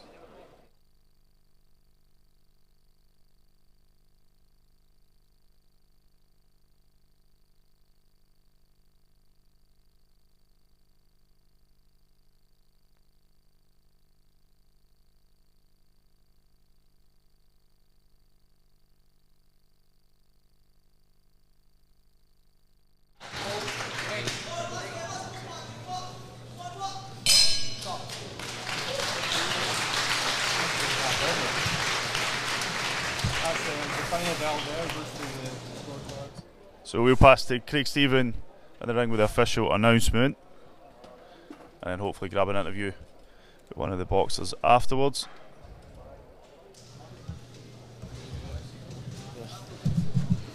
That was pointless. I know, I didn't even find it.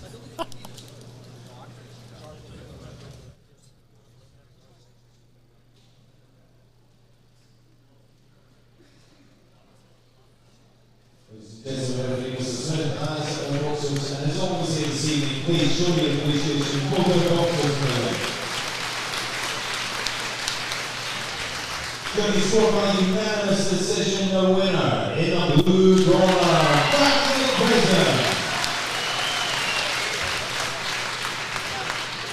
and please, ladies and gentlemen, give the applause for the from Ireland, Stokes. Got Patrick Payne, winner, unanimous decision. How's that feel? It was alright, it was a decent fight. A wee bit closer than I'd liked, but got a win, that's it. It's a close first round, looked like second, third rounds though. You pulled ahead, you obviously landed a fantastic left hook there, right at the bell, really to sort of stun him. Think that sealed you the win? He was a tricky opponent, so it took me a wee 3 minutes first round to get my distance, and then that was it, just kind of piled on the pressure. You had a stoppage defeat at the end of 2022. Is that your first bout that you've had since then? I've boxed in the Argo home show and won there, so just about gaining momentum and putting that behind. Just you feel that that's now behind you and you can look forward to 2023? Aye, it took a bit of time, but that's me back to normal. And I believe it was your head coach Eddie Wilkie's wedding today. Was that a little wedding present for Eddie? I just want to say congratulations, Eddie and Janet. See you later on. Well done, Patrick. Great win. Look forward to seeing more of you this year. This is contest number 6 of the evening, the 51 kilo division. This is 3-minute rounds of boxing, an elite flyweight contest. A referee chance for this one, number 6 or 6 referees. Would you please give a very warm welcome to international star referee, Mr. James Thompson. Introducing first the boxing out of the red corner. Representing Ireland, here is Downey.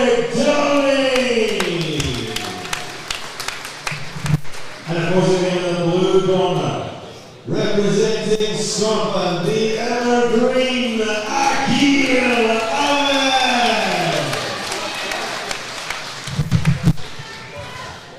So just before we start, shout out to the Flynns watching. We got Yvonne, Luca, his grandpa I think is watching as well. Luca, the new Golden Gloves Junior champion, won that last month. Luca, you owe me an interview, just for the record. This round number 1, bout number 8. Ahmed in the blue corner and Patrick Downey. He had a great contest with Liam Duncan from Inverurie. Oh, in I know. In the semi-finals, a really good it's one. not the first. I don't know if it will be the last. It's still the most viewed video, I'm sure. Is it? On JTV Raw's Facebook page. From when the first time I recorded them box, we were back in Lockheed, I think 2019. I remember seeing Luca down in Birmingham actually, cheering on Sam Hickey. Oh, yeah. Celebrating with Sam when the day Sam won the gold medal at the Commonwealth Games. So we've got a 2-time Commonwealth Games participant in the ring just now, Akil Ahmed, boxed in 2014 and 2018.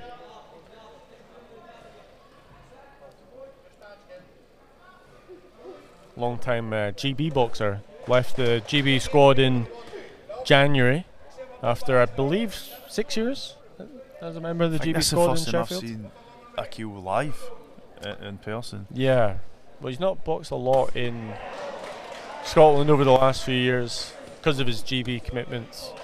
He did box at Celtic Park, I think, last year. Oh, first yeah. For a while.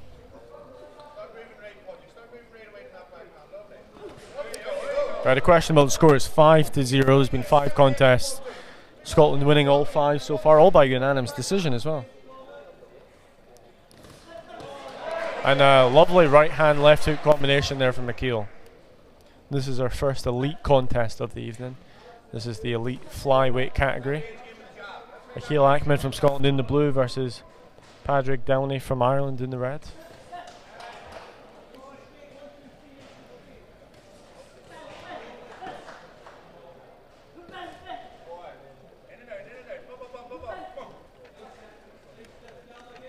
Akil, really the elder statesman at this point. He's been amateur boxer for a long time.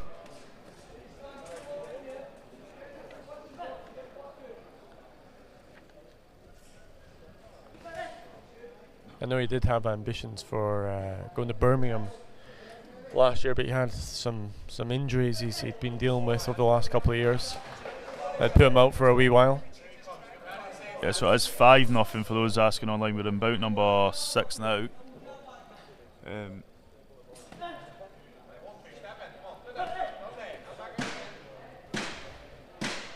You see, Patrick is trying, but Akil's just an absolute pleasure to watch. Oh yeah, he's a great operator. There's wee things I'm seeing just when I'm looking at his eyes, and I can. He's brilliant. Is just very comfortable. You can tell he's like a veteran of the sport. I don't want to say that like. I'm pretty sure he's showing his class. You know, he's showing his skill. He's showing everything he's learned over all those years and those years at GB with the best training and coaching and facilities. Look at him plugging boxing Scotland. That's GB. GB. It's not bad at boxing Scotland either. Shout out to the GB team. You're watching. You don't get Craig McAvoy down in Sheffield. But yeah, Akil's just. Brilliant. A very strong start. Back into round number 2. You're watching Boxing Scotland. I mean, we could have this dual international won by the interval. Yeah. We could go 7 up. Could be an unassailable lead in this dual international before the interval. But let's not jinx it.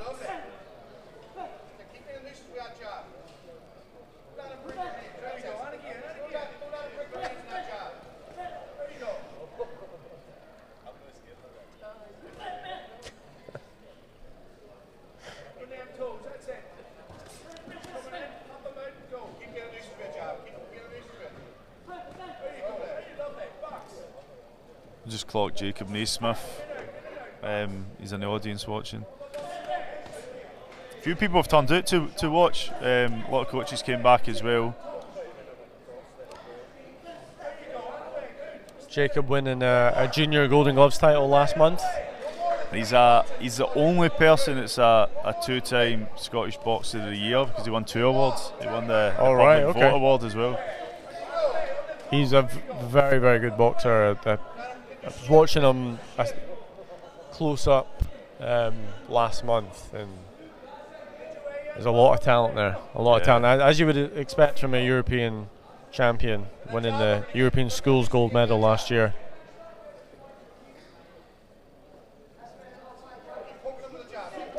Reigning Scottish, British, European champion. It's not bad, is it? Yeah. Recently gave up his football career. He was a goalkeeper. Choice. Yeah. Good choice. Was a goalkeeper for Hamilton under 14s, but decided to focus sort of full time on the boxing. I think it was getting a bit much doing all the training for both sports. So Akil still trying to put that pressure up. Patrick Downey. So there's only ever been 7 European champions from Scotland at amateur level, and Jacob's one of them. So I think it's a good pick. Yeah. To stay focused on the boxing. Can you name the other 6, Jamie? No chance. Can you? Neve Mitchell, Scott Harrison, Dick McTaggart. Oh, I could have told you that one. Willie Hutchison, did he win a European one? I know he won a world, but did he win a European as well? Oh, I was struggling after this. Oh, Alan Perry, who we saw earlier win a youth Golden Gloves title. He won a European Schools. Certainly Alan Perry. So how many more have I got to get? Oh, I've lost count. I was just about to say, Patrick sort of done a a bit right better this from round, Akil. but Akil again just finding that success. But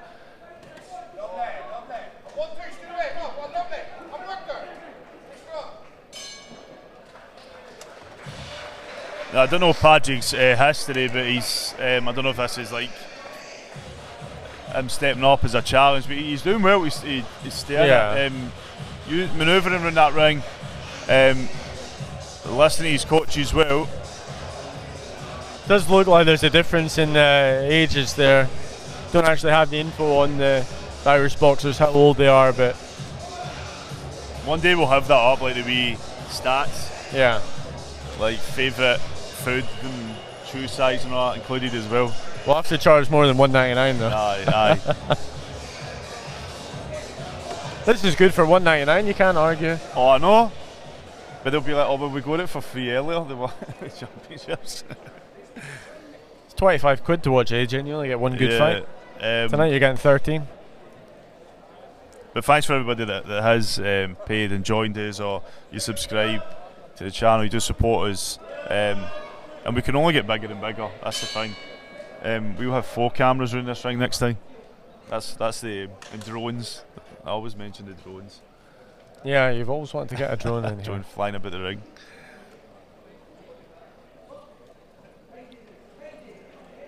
We've got one more bout after this before we go into the break. Graner and John McConnell. This is round number 3. Akil Ahmed and Patrick Downey.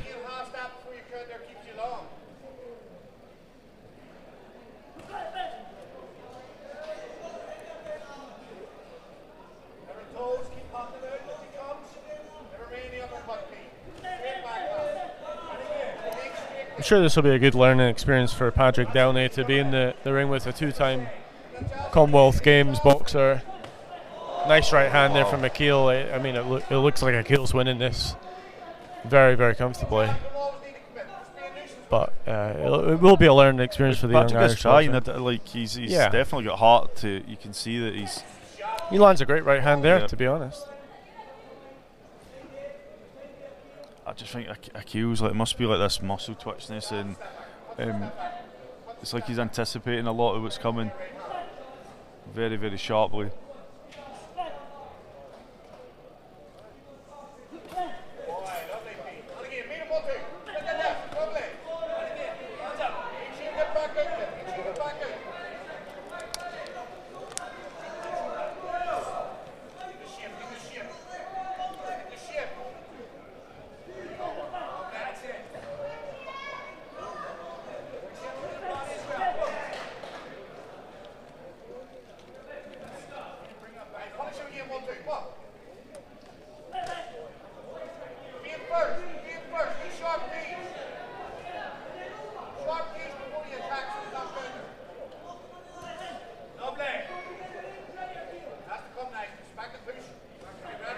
Akil switching to southpaw there.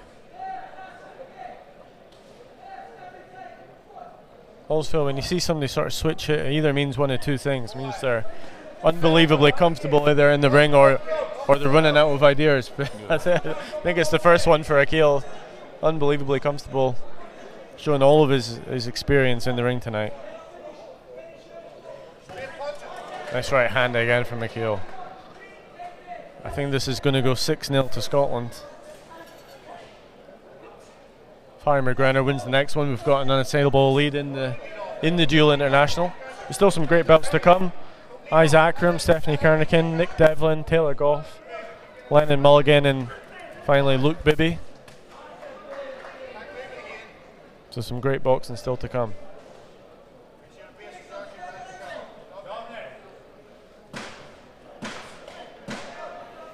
Got a few seconds of round number 3. I saw Lennon Mulligan earlier tonight. I told him he's the poster boy for this. He's got to win. Yeah. So we will pass to Craig Stephen in the ring with the official announcement here for bout number 6. Stand by.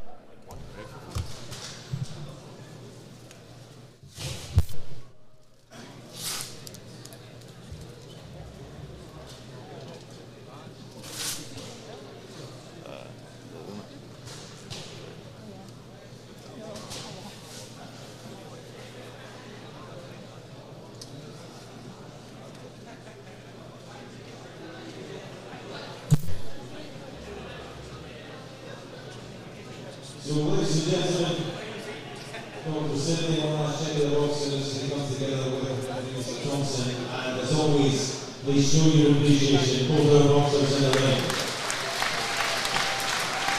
A good score, a unanimous decision, a winner in the blue corner, Ahmed. And please, ladies and gentlemen, as he leaves with a good appreciation, the Mullen, Downey, McConnell. Akil Ahmed, winner, unanimous decision. You looked very comfortable in there. How do you feel? I felt very good. Thanks.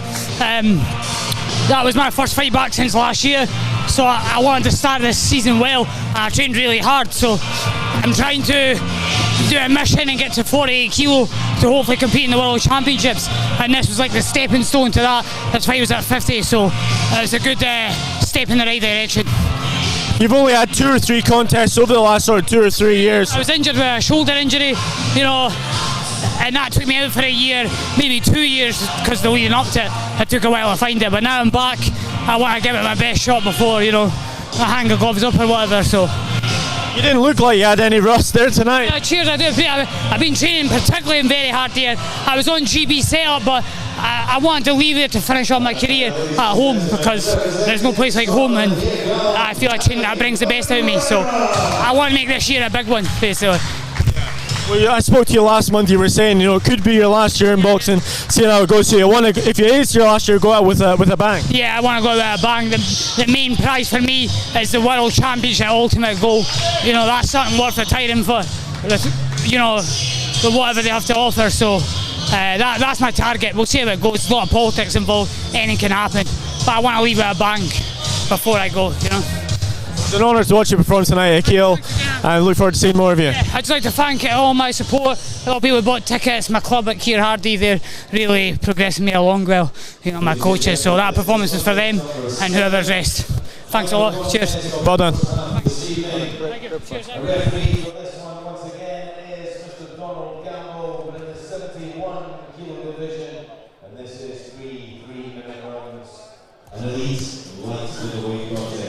Introducing first the boxing out of the red corner, representing Ireland, John McConnell.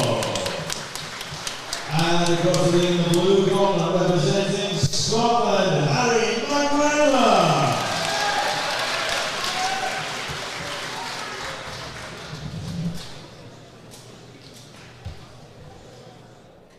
So this is bout number 7. Harry Graner representing Scotland in the blue corner, and John McConnell from Ireland in the red. This will be our last bout before the break. Here we go, round number 1.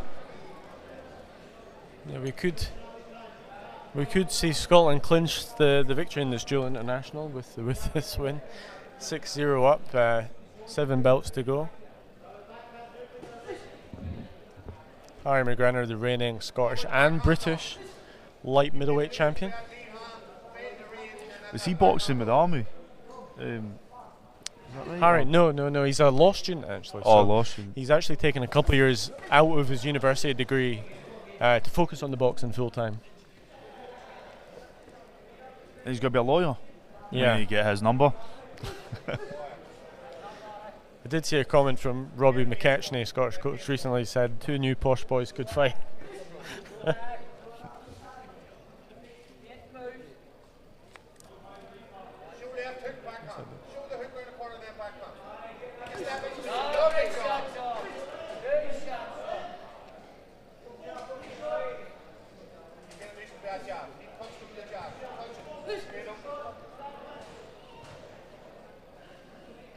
Jared McCaffrey's not happy. I think it's one-sided in the ring, Jared, not in the commentary. Jared, feel free to share your comments. That's why we've got the comments open. You can disagree with us. What belts are you disputing exactly? Yeah, what's it's looked, a lot of them have looked one-sided from where we're sitting.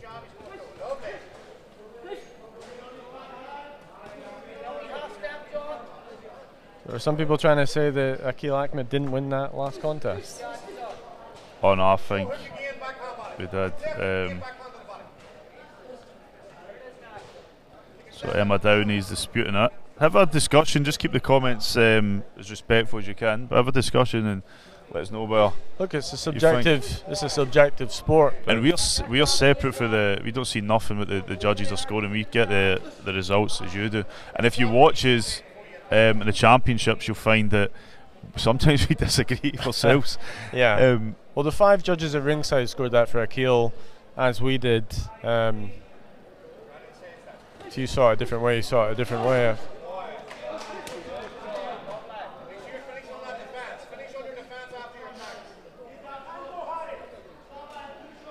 No, I'm going to be one-sided.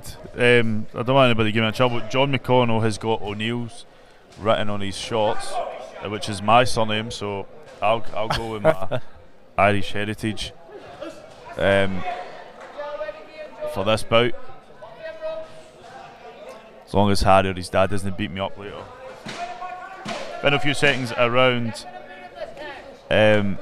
number 1. Nice left hand there from Harry McGraner. Gerard, I'm going to show you. I normally take my glasses off during the breaks, but I've always got my glasses on in the office, Specsavers.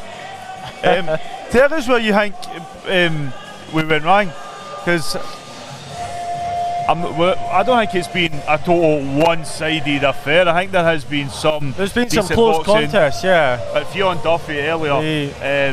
The Akil Ahmed bout was not one of them, but there's been a couple of close ones. So normally I take these glasses off during the rounds, just because I hate wearing them. But I do have them on with the boxings on.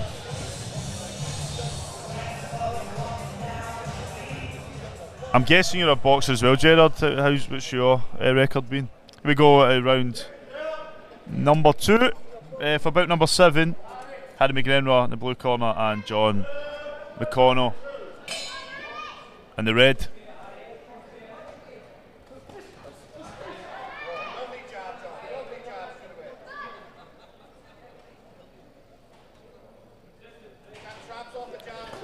So he was saying Downey is a light flyweight. We don't have these facts. You said get the facts in the commentary. We literally have limited information in the Irish boxers. I think we said that as well. So if he was a light flyweight and he's boxing a flyweight, then thanks for letting us know. People can share that information with us. If there is anything you know about the boxers that we don't, feel free to share it. That's what we're here for.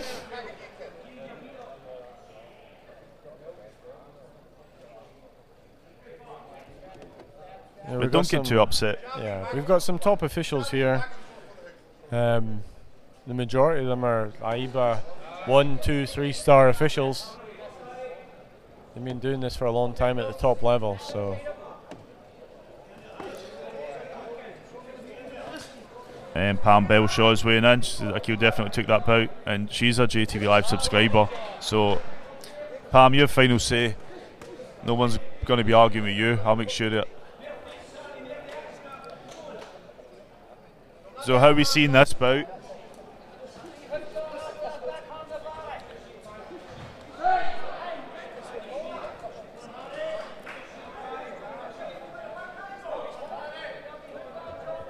I think emotions do run high sometimes. I did see last month at the Golden Gloves, I saw one of the most one-sided finals I'd seen in a while, and the opposition coach who got beat came out shouting robbery. And, I won't name names, but it was a point of discussion amongst all the people who heard him shouting robbery, because it was probably one of the most one-sided defeats you could possibly get. So I mean, I've been here myself where I've looked at a box and watched them, especially if it's a boxer I know, and don't always see. But I like what we're seeing now. John McConnell's landed some decent shots. We've got a game with that left. This is a closer contest, certainly. And I'm definitely not saying this, Gerard, because you were upset. So, we've got some information. Patrick Downey, 14-time Ulster and Co-Antrim champion,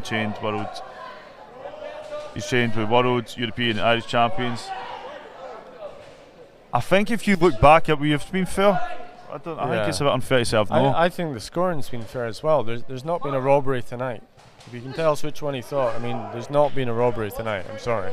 I think he thought the last one, but for me, Akil, and I said throughout the bout, Patrick was staying in it. He was attempting to make moves, but I was just seeing Akil was outshining them in my opinion.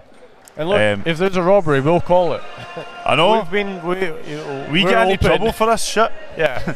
Lockman, Bendel. Aye, we get we're the ones that disagree all the time. Yeah. So this is closer. This one's a lot closer, and maybe we'll see this as the weights go up. No, I think the Irish boxer is boxing well. We could see our first Irish victory tonight.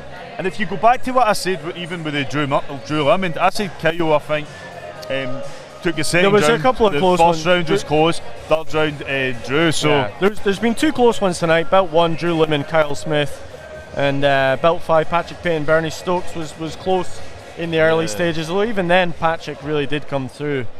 I think the rest of them have been comfortable enough. They've all been unanimous so far. We've not had a split decision yet. So we go third and final round here, bout number 7, just before the break. Harry Graner and John McConnell. My name is Jamie O'Neill from JATV Live. Joining me at ringside is Ben Holm from Boxing Scotland. And we constantly get in trouble for disagreeing with what goes on. So, if you do have any complaints, please send them to JATV. Yeah, just my mum will re-reply. What's your email, Jamie? Jamie@jatvlive.com. Just put in the subjects for Jamie's mum, and she'll be dealing with all the complaints.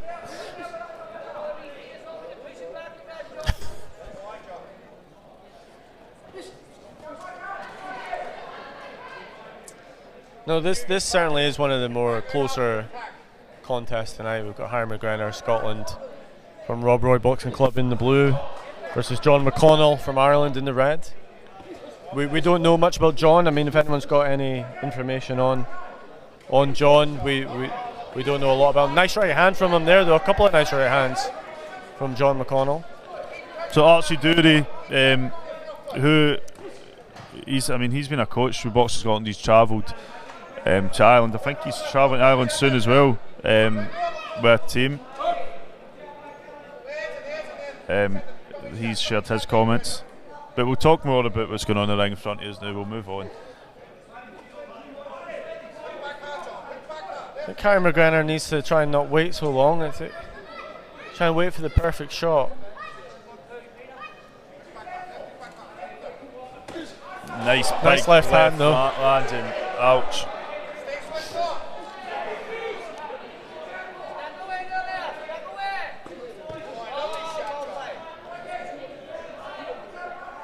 I think John he's pulling back at the right times, but he needs to be a bit busy himself.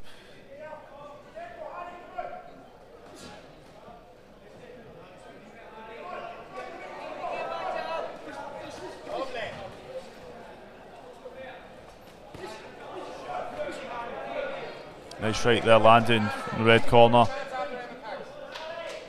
Great space. Half step, then comes in. Half step, then comes over your back hand. Punch him in jab. Punch him. Get in the knee. Get in the knee. Go on, man. Nice work there from John. I can see this being closer. Yeah, I think John's done well throughout this bout, and we're not just saying this because Gerard was making a complaint earlier. Yeah, no, we could see our first Irish victory. It's certainly a close. It's certainly not going to be a unanimous Scots decision potentially, although it could be. You know, I'll leave it to the 5 judges. The officials were explaining this to me like unanimous doesn't mean it wasn't close. Yeah, it could be a very close fight. That's still a unanimous. So we'll pass to Craig Stephen, and we'll see what goes on. Just bear with us a wee second. Craig Stephen with the official announcement.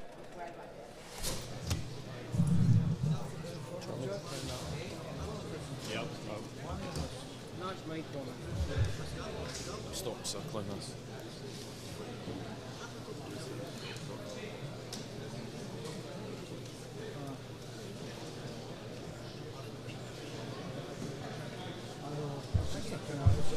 So ladies and gentlemen, it's all we'll see you this evening. Would you please show your appreciation for popular boxers in the ring.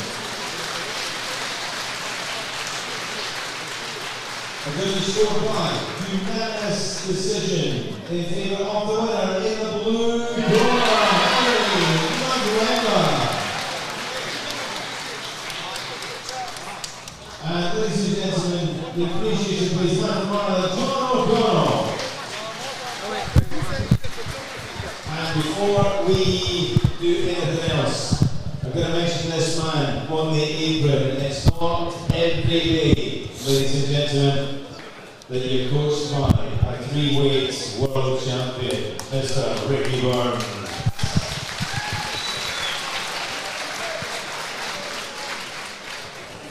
Hey guys, how you doing? I'm just going to move up. Yep. Joining us at ringside, so I'm taking up most of this space, so you can squeeze. We'll squeeze down a bit. Aye, there we go. And Armstrong, how you doing? I'm doing great, thank you. So there's something up with my mic, I think it's not pushing down. So you're going to be with us when we go into the next few bouts. Yep. And hopefully the commentary can be, we're getting pulled up here saying that the whole thing's unfair. That last bit I thought was a bit. I thought it was closer. Yeah, I would have maybe said. Who did you think won it? I love Harry, and I thought the Irish boy won that there. See, for closely, me, like, but I just felt like Harry didn't do enough work there. But everything was one phase. Yeah, so I just think the Irish boy just edged that there. Yeah, but what do we know? I thought he just edged it, but well done to Harry. I love Harry, brilliant kid. Views for the ring as well. So wait, I'm going to get something up the screen. Every angle of the ring's different, so. Yeah, I'm going to get something. We all see different things, don't we? So I'm going to get this up on the screen so you can talk us through what's going on. Yeah, so this is the first ever female boxing show in Scotland. I got approached about 6 months ago from James White and Tam from the Bowhill Miners Boxing Club, and he felt that I was the person to do this because I'm a female-only coach. I think that's what it was down to. And I think if we were going to do a female-only show, a female-only coach should be the one setting it up. It was his idea. So this will be Saturday the 22nd of April. Yep. And Fife is Canada versus Scotland. Yeah, it's actually Scotland versus Canada and England now. It's slightly changed as I've went on here. So the reason that's happened because in Scotland we've got girls now. There's more and more girls coming through, but not enough to get this show. I can't match everybody up, I'm struggling, so I've had to go down the way as well to make up some of the bouts. Yeah. And I think that's the right thing to do. It is. So that we get a variety of different levels of the females up here, and England and the Canadian team. Yeah, definitely. So every bout's going to be a female bout? Every single, there's actually 2 Canadian boys coming over with the team. Okay. But which we knew about, and I've matched them up for the Friday night before our show. Okay, brilliant. And that's going to be at the New York Hill boxing show. So the boys that are coming are still going to get a contest as well. Great. But they queried it because they wanted me to put on the female show, and I went, that can't You happen. wanted it to be all female. It's all female and no guys. And that's great. But I've sorted it out so that their boys can compete. Brilliant. Yeah. So, do you think we're moving in the right direction? Well, I hope so. Finally, Yeah, I think we're still not quite there yet, but yeah, I think that female boxing everywhere else is bigger than here. And Scotland, at the last championships, I noticed that the entries, there was more and more girls in it at the novice level. And I felt then somebody needs to do a show. And now's the time, because we've got a lot of girls in the circuit. Do you think part of that's maybe role models? Like Ireland also got a lot of Irish people watching tonight, have Katie Taylor.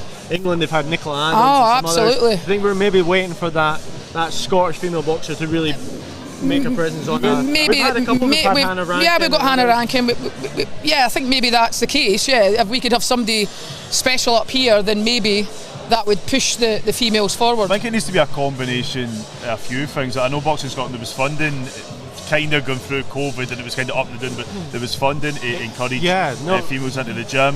We've seen a lot more female officials as well in the last few tournaments. Anne Armstrong was the first ever female pro coach as well. And international coach. So I'm still the only international female. The only IBA one-star female coach in Scotland. Yeah. It would be nice to see more, and I'd like to go much further with all of that. But there is a few names that have came through that I think you've sort of helped mould to become. I mean, Alicia Armstrong. Yeah, no relation to you. She's not related to me at all, no. But she's coming through. She's at the. She's just turned 18. She's just not even a senior really. She's just 18 now. I've seen her two, three times. Yeah, she's won. She's in the Scottish finals. Oh, brilliant! So she's got a final for this year.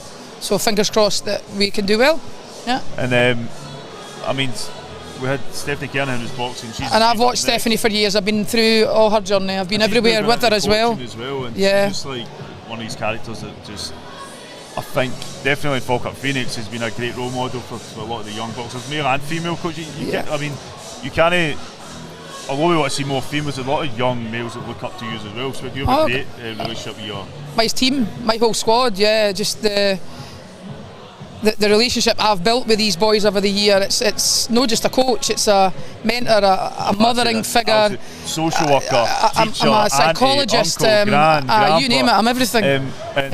During, I always point this out because it's important to remember, during COVID there was when a lot of boxing gyms had to shut, that impacted a lot of young boxers that lost that. They're losing it for school, but if they had a boxing coach, I know a few like North Glasgow, there's a few boxers that went with Jocko, and I'd see some of the boys in town drunk, drinking and going after the rails a bit because they never had that routine. Two young boys I brought here tonight, I won't say their names, they'll kill me, but they've just started. I've sent them to a boxing gym, just because I feel like they're lacking that discipline and that role modelship and that mentorship that you can only get in a boxing gym.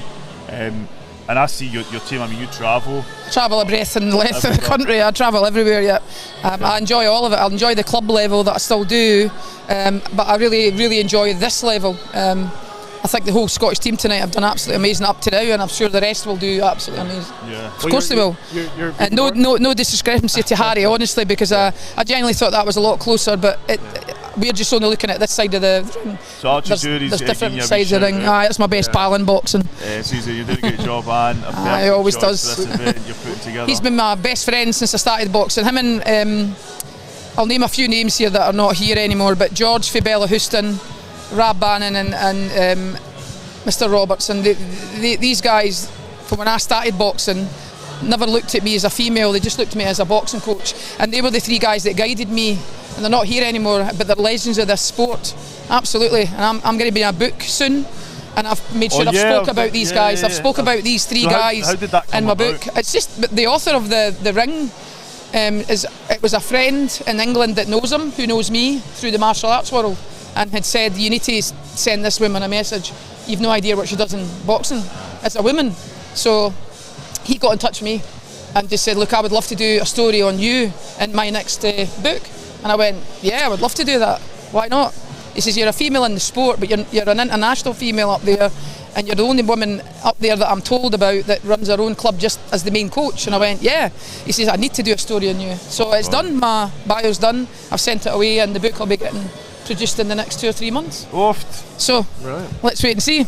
But we'll go back to the female show, because that's the priority at the minute. Well, speaking about that, we talked a wee minute ago about role models. Topping the bill is Niamh Mitchell, Scotland's first ever just what I was going to say. Female international gold medalist. She won the European Junior title last year. I think Niamh can maybe emerge over the next years to be that role model. A fantastic. I hope so, because she's absolutely talented.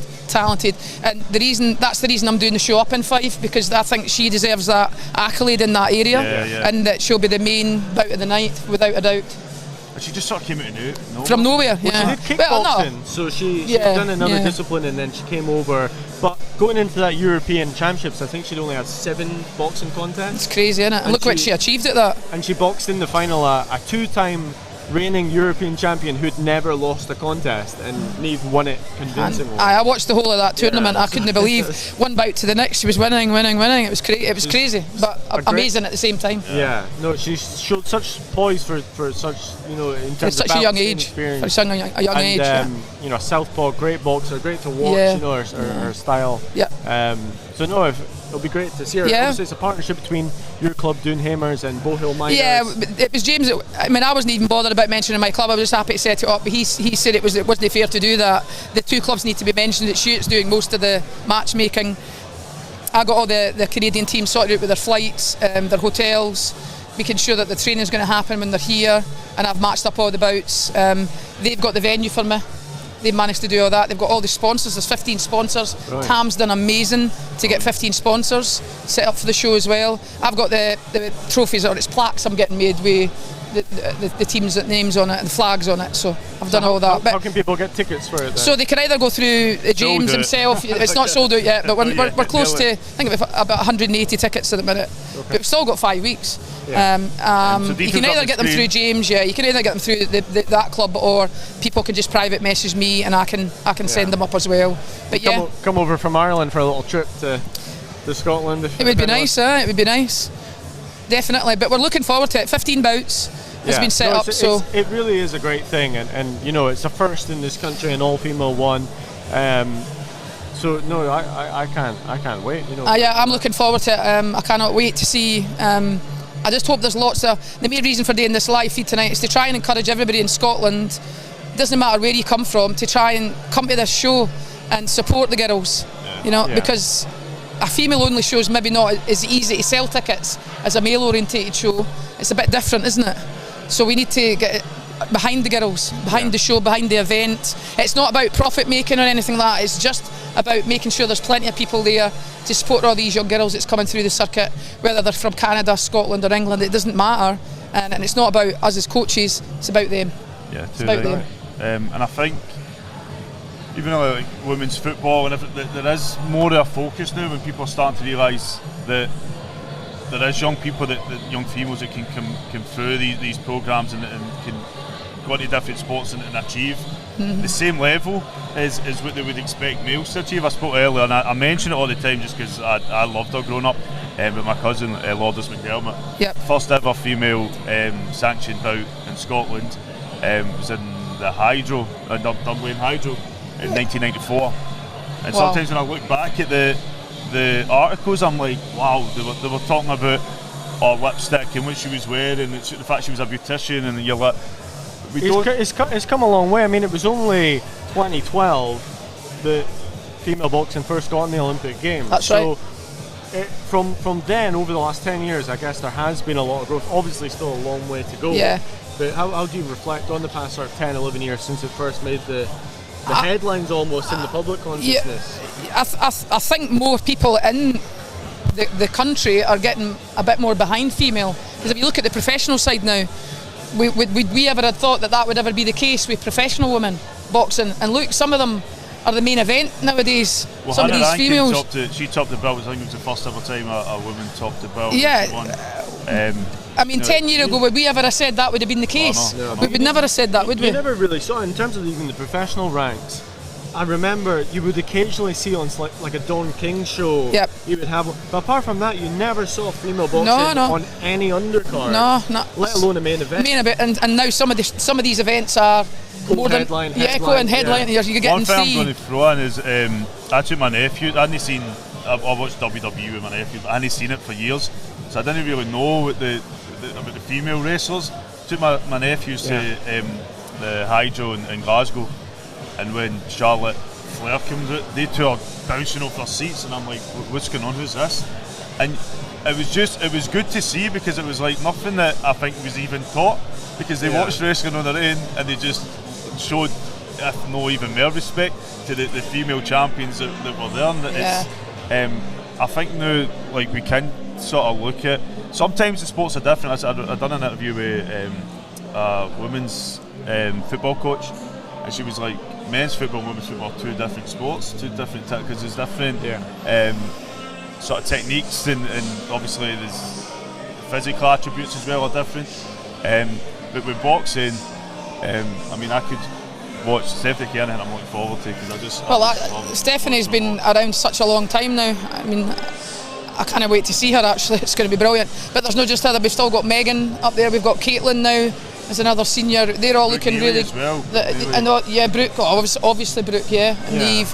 And there's some of the other younger girls up there. Dion, Poland. I hope she sticks in, because she's great. She's fantastic. She's been. I just hope she does. I hope she's got an opponent for the Scottish for this year. I think she has, hasn't she? That's sometimes I'd like to see her in the final. I think so, yeah. Sometimes they don't get an opponent. Last weekend at the Southside show, we seen young Lexi Clark. She was boxing. He had quite a few. He had 2 or 3 girls on, didn't he? Yeah, but Lexi Clark was boxing Sudan. It was her first bout, and Lexi is like Scottish champion. Yeah, and you're to get to Sudan for taking Lexi's first stoppage, but I mean, Sudan stepped up. It's almost like the opportunities are limited.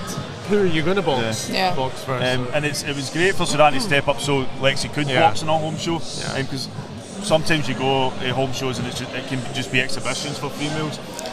No, they're just but they're taking the real bouts now. There's no shying away anymore. But that's because there is a bit of growth now. There is definitely a change, and I can only hope that we do this female show and then we build on that, and Boxing Scotland start the programme and develop girls. Hopefully that happens. I hope that's the case, because we need to do it. We need to do it. I know. We need to have a team. We need to build a squad, but we also need the commitment from the girls, and the dedication and the turning up for the training. It's a two-way thing. So good luck with the show. I'm going to be there. You're coming up anyway, aren't you? Yeah. We'll be there. Marianne, I spoke to Marianne tonight. She's going to be coming up. You've got a few people. She's coming up. Yeah. She's coming up. Special guests. Yep. I've always got something up my sleeve. But yeah. So there maybe it's not definite yet, but we've sent. I think Marianne sent the message to the. What do you call her? The sports minister. Couldn't think of the word there. Sports minister. And she's a lady. She's a girl. She's a woman. Sports minister? It's that woman, wasn't it? I've seen her before, but I can't remember her name. Things might change. Yeah. Or is it she? Is it still her? Is it? I'm not sure. Shona Robinson. So she's So hopefully she'll. People are changing in the government daily. Yeah, might change. At the minute, we'll be sending this to you, Shona. If you are still the sports minister, then we've got a great event for you. Marianne's done it anyway, so let's hope she can. She's wanting to come to an event where it's an all-girl thing, so this would be an absolutely prime opportunity to be at this, wouldn't it? So hopefully. I'm going to have a 2-3 minute break before we go back to the bouts. Anne will still be here. I'm going to watch Stephanie's bout. Yeah, that'll be lovely. You're going to stay for the commentary for the next bout? No, brilliant. Yeah, definitely. Right, Stephanie, why not? We'll be back in a few minutes. Just going to grab. I feel like I'm starving, so I need like a packet of crisps or something. But we'll be back in a few minutes. Sky Sports. A Mars bar. But we'll be back in a few minutes. Don't go anywhere. Who's won? Joe Cunningham. Before you go, Scotland's won the 7 out of 7 so far. Still 6 contests. Yeah, all could change. 6 contests left. We'll be back in a few minutes. And don't go anywhere. But I'm not. But we'll be back in a few seconds, guys.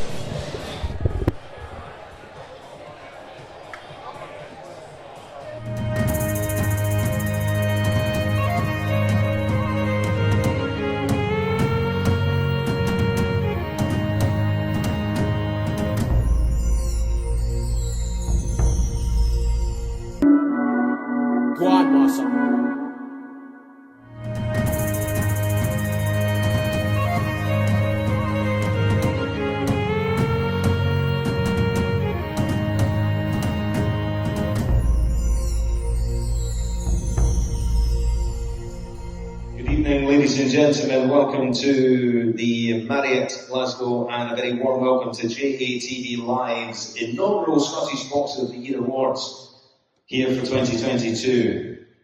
This is the brainchild of Jamie O'Neill from JATV, and this was originally scheduled for the autumn of 2020, but the global pandemic put paid to that. So here we are.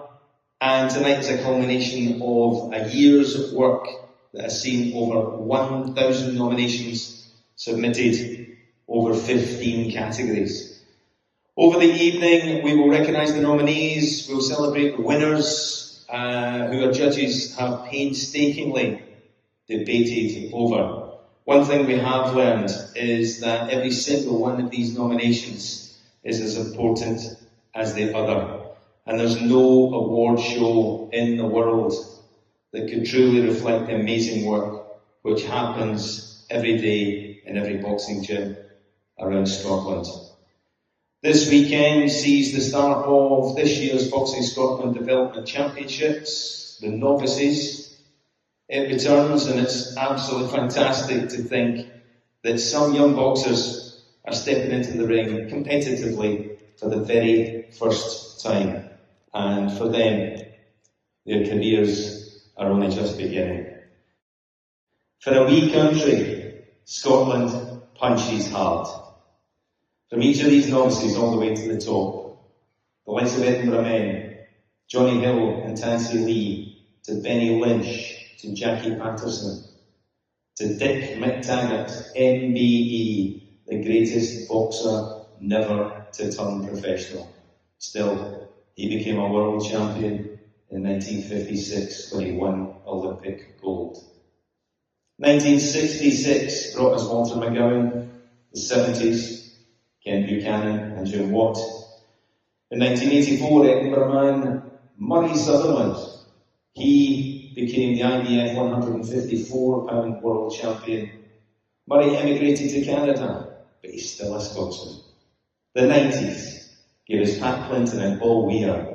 The new millennium brought Scott Harrison, Alex Arthur, and three-weight world champion Ricky Burns. And in May 2021, Josh Taylor became the first Scot and only the sixth boxer worldwide to become the undisputed champion of the world in the four-belt era. Yes, Scottish boxing. It tells a beautiful story. And it's really those stories that we're hoping to celebrate here tonight. So you're watching JTV Live's coverage of Boxing Scotland's Dual International with Ireland. My name is Jamie O'Neill. Joining me throughout the night is Ben Holm from Boxing Scotland. He'll be with us in just a moment. And for the next few bouts, we'll have Anne Armstrong, who spoke earlier about the event she's got coming up. So just bear with us. I'll move up and let Anne in. There we go. Squeeze in. Grab your mic. Hope everybody can hear me. I'm starving. You get anything to eat?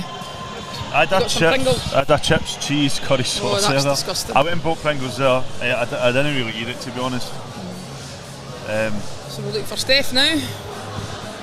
Oh yeah, a few comments coming in. We'll read through some of them. See who's been saying what. Huh? So let's see. We've got Elise O'Rourke supporting Stephanie. Auntie Steph, she's called her. Yep. Carlin McIntyre, just talk about you. Anne's a great woman, especially for female boxers. Thank you, nice. Caroline. Isn't that nice of you to say that? Eh? I used to love watching her son. In fact, he's got his next pro fight coming up in about 4 weeks, isn't it? I'm sure I've seen it on Facebook today. Last time I saw him boxing an amateur was at their last show when he boxed that young lad from Alex Arthur's club. Can't remember his name.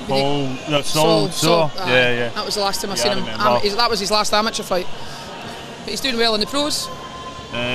Jenny, Marjorie Banks, and Marjorie Aitken saying hello. And let's see, we've got some Stephanie, comments. yeah. Some of the Irish team, I think they are. I know. So Sean Crowley, Ernie Boxing Club, in Ireland wish our boxers, Reece Owens and Anthony Malanfe, all the very best tonight. Yep, they'll be on. They're on the this next, after next the show, break. yeah. I think they know Steph then. Saying something about Steph there. We also wish Steph Kernahan all the best. She trained with any boxing club in Eleventh for 12 months about 6 years ago. Very good. That's something we didn't know. I never knew that. Did you know that? What's that? Did you know who Stephanie boxed with 6 years ago? One of the Irish clubs. All right. Yeah. No. They've just put a wee statement up there saying that. Yeah. Ah, okay. So that's what I mean. This information's good. Yeah. Let's see. So she trained with the Erin Boxing Club in She kept Devlin that one quiet. 12 months. About 6 years ago. Right. That was her out exploring so she could pick up tips for the night. I was speaking to some of the other people ringside who was watching, and I think there was a couple other people who thought maybe McConnell should have got that last win, but everyone seems to be in agreement. The 6 before that were all really Scottish. Scottish winners, There really wasn't any. Take nothing away for Harry, guys. No. But No, I don't just think- feel for me it was Connor, but nobody seems to have any dispute with the first 6 that went. No, they were Scotland's way. definitely Scotland's wins. Yeah. Harry did brilliant. And a couple of Irish moaning. They will be, because I think they thought they got that 7th bout, and I think they just staged it maybe. So. And it happens when, I believe we went to Ireland last year and we lost 8-0, so it happens then, doesn't it? It does happen, yeah. So Heather Kernahan sending our love and support for Stephanie, who's up family, next. We've got Dina Park, who's supporting Nicole. That's good. Welcome to JTV Live. So that'll be something from Ireland, isn't it? Yeah. Looking forward to seeing Steph in action. Reigning almost about to go. Scottish champion. Is she a seven? I think it's 6 or 7 times. 7-time Scottish champion. Yeah, that'll be about right. I think it is 7. Yeah. She's won the British as well. I remember being at one of the British Championships when she was in it. Gerard's joining us. Is this a new cast of still game? I think that's a bit hard. Mate, don't start. Who just said that, Gerard? Is this the new cast of still game? Who's looking after the clans man tonight? He's a cheeky sod, isn't he? You're lucky there's a seat between you and Anne. I'll tell you that, Jared. Is he in the building here? No, he's a good jobby, isn't he? I know. We'll see if he's 14-time Ulster champion or not.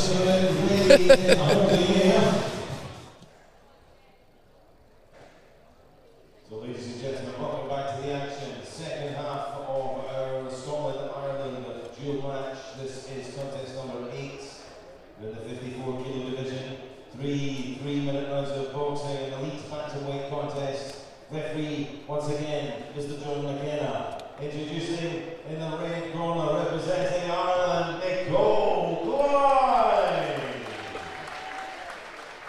And across the ring in the blue corner, representing Scotland, Stephanie Kernahan.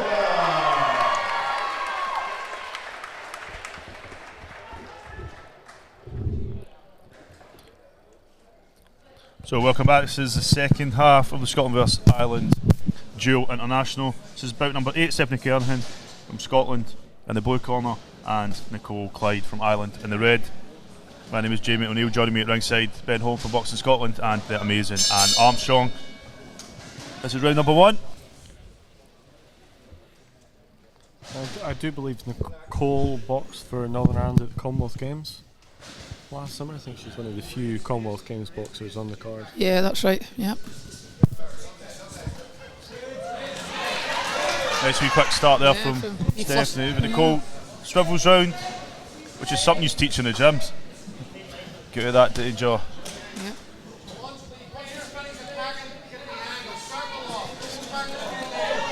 So wee southpaw, so Stephanie needs to work on the backhand. Set it up. That's it.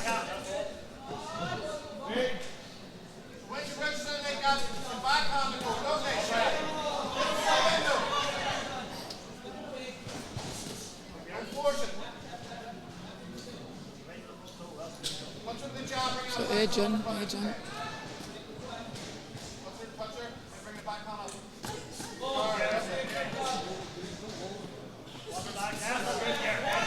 Yes, right back forward, gone there. Holding on.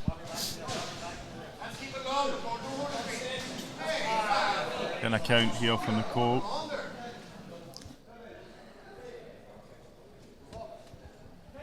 So McKenna restarts this bout. Once you finish, half step right backward again. Half step backward. There you go. Half step and retain. There you go. And half step, jump in.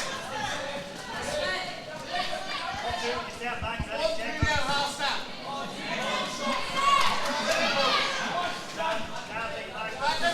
Steph, don't step back. Use your feet. Angle, change the angle.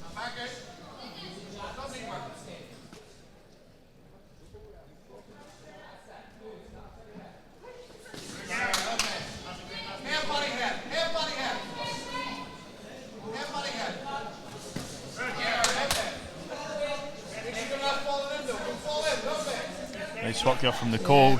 Doing well at range. Good to share 1-2, yeah. Do you think that's something they could fire a box up when they get a standing count against them that they maybe feel wasn't deserved? Do you think I think that's what's fired up the girl, from Ireland. She's good at range. She's got nice long shots. She's been very strong since that standing count. Yeah. Which did seem a little bit soft at the time, but obviously the referee John McKenna's the one in there. He's up close. He's closer than us. Steph.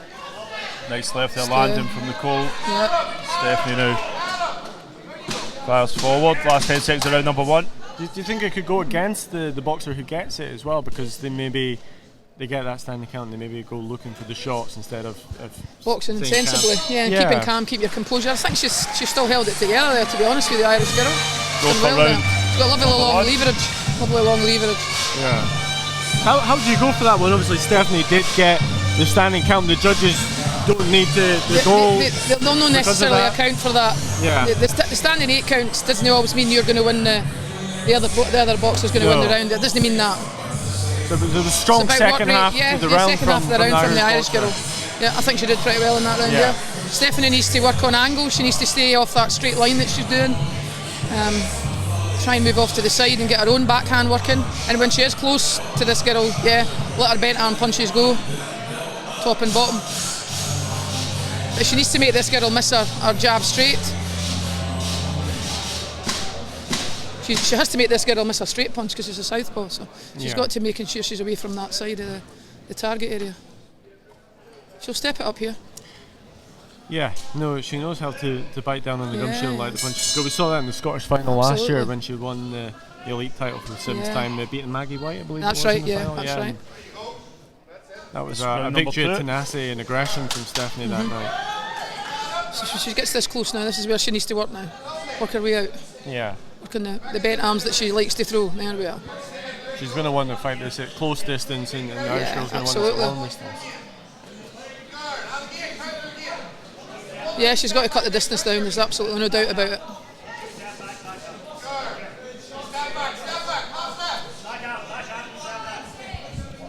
Stephanie seems to have a wee bit of trouble with the headpiece there. It seems to be bugging her from the start of this bout, to be honest. She keeps touching it. Yeah.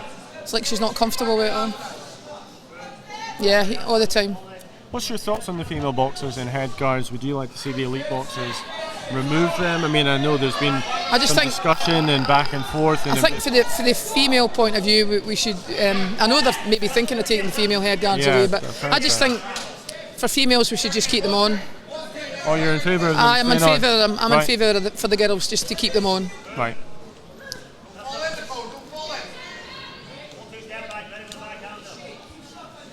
What's your thoughts behind that in terms of having the females have them on rather than the... I just think women are different genetically different from men. I didn't think it would be nice to see women with lots of cuts in their heads and their eyes. And, you know, from a female point of view, we're still feminine. Yeah. Hair is the other thing. A lot of the girls have long hair that fight, and and even though they tie it up or braid it, or braid it, it's still there. You can't take that away. So Nicole's doing well here. Like she's doing, she's controlling the distance pretty well. When she has gone for the head, you can see Stephanie is blocking a lot. When it comes, she's got her guard up real nice, and Nicole's sort of switching to the body when she can. There we go. Stephanie needs to cut the distance down now. Edge forward. Jab, just to set up everything. That was a better one. That was a beautiful left hook. McCall Working there, working there, working there. That's your area. McCall did well there as well.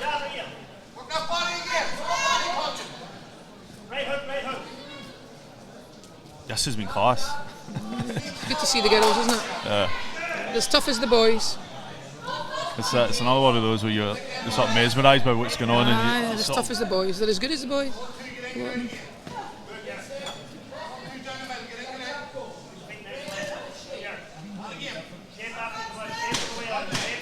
Final few seconds around number 2 now.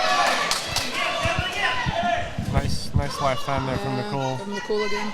She's been relentless in this round. Absolutely, yeah. Well done. Northern Ireland obviously got some good female boxers. They must have, you can see that. A world champion, don't they? Walsh. Walsh, aye, world right, champion. yeah. This is a good step up for Steph though, and the fact that this girl has been European level. Yeah. It's good for Steph.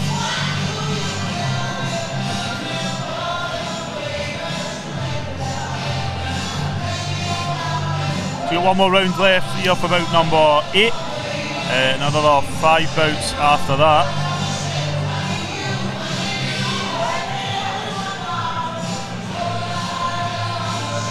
Referee John McKenna in the ring.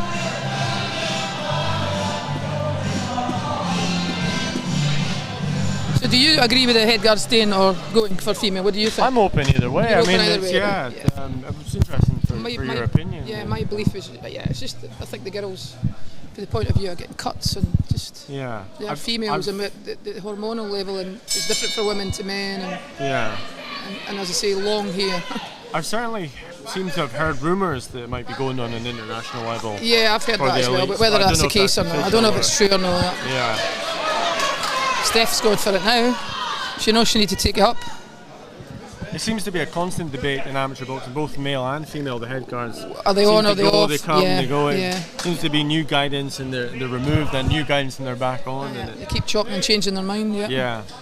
They should just make the decision and do it, and that's it. I've had other people, senior people, say they think even for the younger age groups they should have head guards off.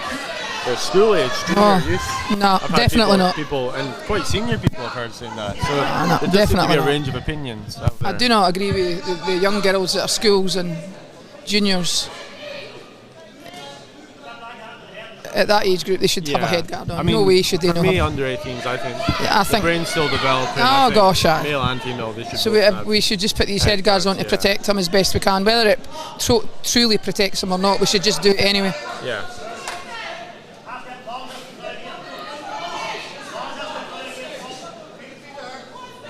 Great back and forward. Yes, just from both of them. Brilliant. Steph's definitely taken up in this round. Nicole's still got a lot of energy. You can see. Lovely Steph. That was lovely Steph. That's her range though. That's where she boxes best. Super Grand Poland. Poland's grand, so you can keep the head guards. Yeah, I agree with you. That's just my opinion, but I just think we should keep the head guards for girls. I hope they do make that decision. Steph now on the ropes, Nicole. She works on the ropes. She works on the ropes. Yeah. Still bothered. Still bugging that head guard. I don't think it's been. It's still bugging her. The whole 3 rounds she's. It's been touching all the time and adjusting it herself. Good, looking well there.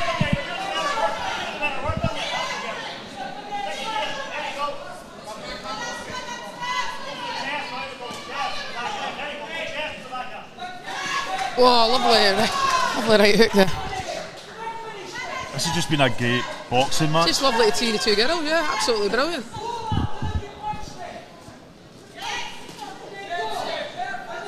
I'll give Steph this last round, to be honest. She's good. She stepped it up. I think a lot's going to depend on that first round. Great left hook from Stephanie. Because that standing count. It was quite a strong finish from the Irish girl. Yeah. Coming from Stephanie. And then Nicole probably won the second round. Yep. And Stephanie's definitely came back in this 3rd round. Definitely. I think we're. She's definitely. That first round scoring is going to be interesting. Make the decision. Yeah. Whatever happens with that point. And it was a very strong finish from Nicole in that round. Yeah. So well done to both boxers there. We'll pass to Craig Stephen in the ring with the official announcement here at Ravenscraig sporting facility, national sporting facility, near Motherwell, and then Ben will chat. It's one of the boxers.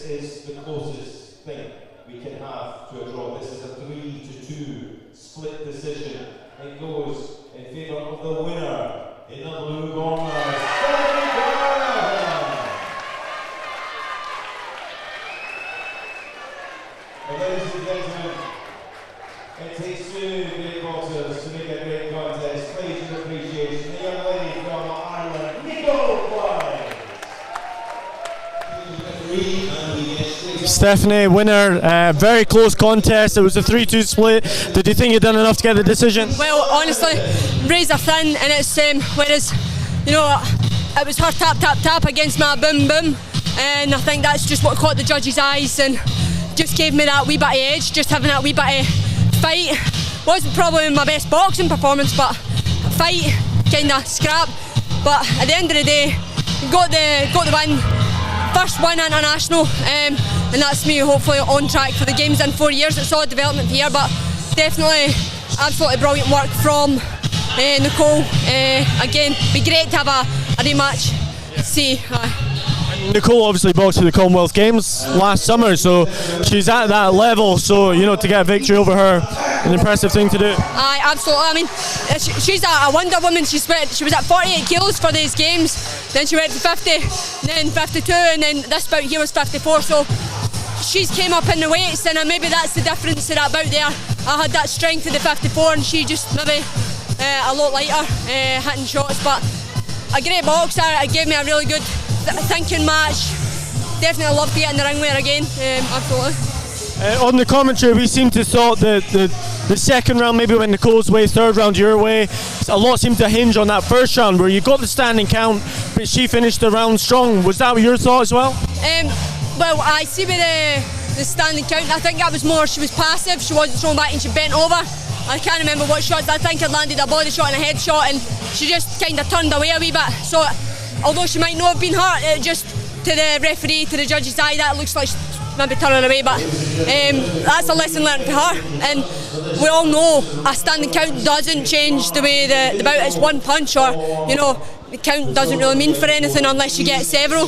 But it was a razor thin contest, one of those you can flip the coins, and just really glad that I was on the right, well not the right, but you know what I mean, on the positive side.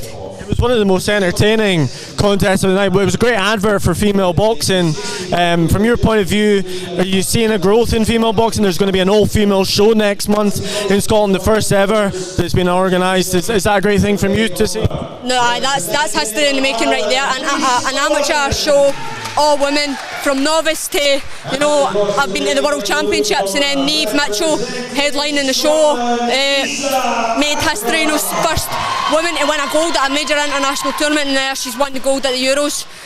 So absolutely, it'll be brilliant. I think I just need to see like with my calendar. I'm hoping to get on that show as well, but it'll be absolutely brilliant, and hopefully young lassies will look at this, look at the bouts and go, I can do that, I want to try that.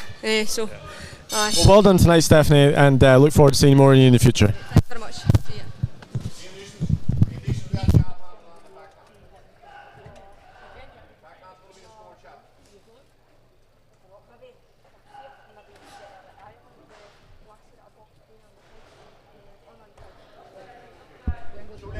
We go right into bout number 9, Akram in the blue corner, and Reese, Owens in the red.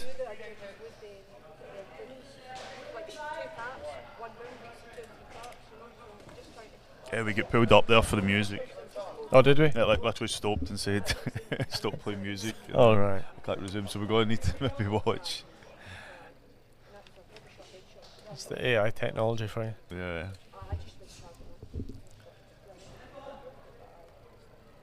So I know Issa Akram well. This is his first elite. Is that, have I got that right? I believe it's his first, unless he was on a club show, it's his first elite as an international, certainly. Oh, that's. He fought at the Youth World Championships in November in Spain for Scotland. So he turned an elite boxer in January. I'm not aware that he's had a club contest, but it's not out of the realm of possibility.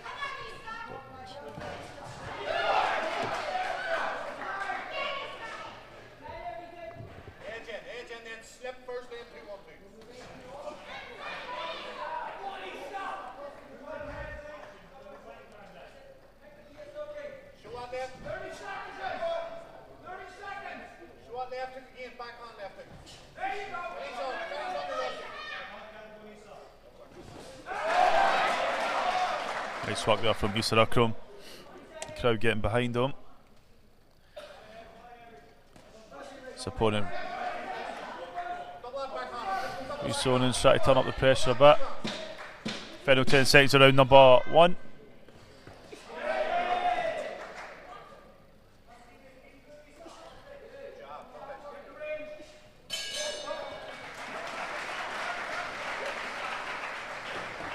So that's round number 1 down. We're going to have to really bring the volume down for the music, so I don't know if we can talk that much. We'll try. I think Craig Stevens ramped his music up.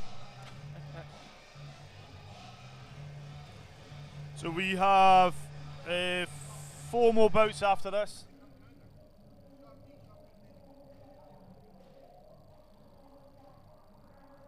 And we're just about to go to round number 2. Issa Akram in the blue corner, representing Scotland, and Reese Owens representing Ireland in the red corner.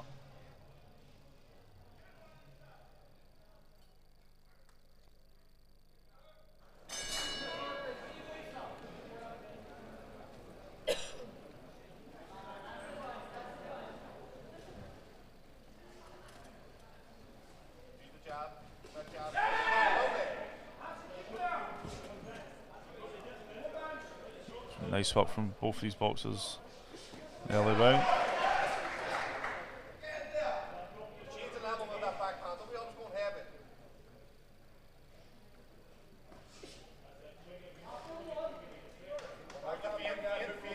Very good boxer, Issa.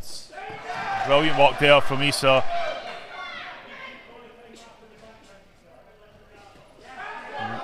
And nice return there from Reese.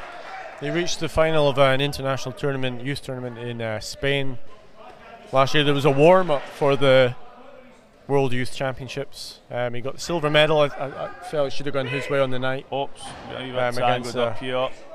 against a Puerto Rican boxer. They actually then fought each other at the World Youth, with the Puerto Rican again getting the victory, although that time I think the Puerto Rican did deserve it on the night.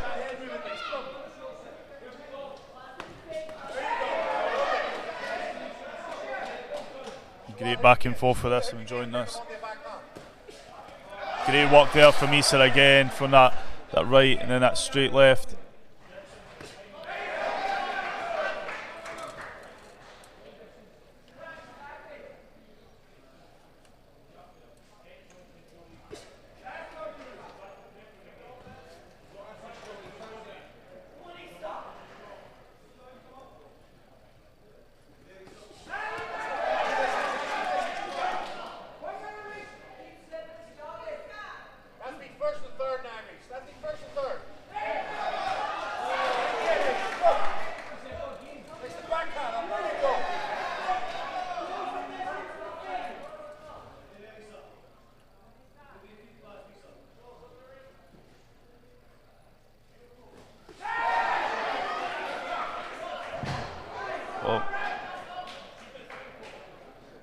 Issa returns the favour for running the round.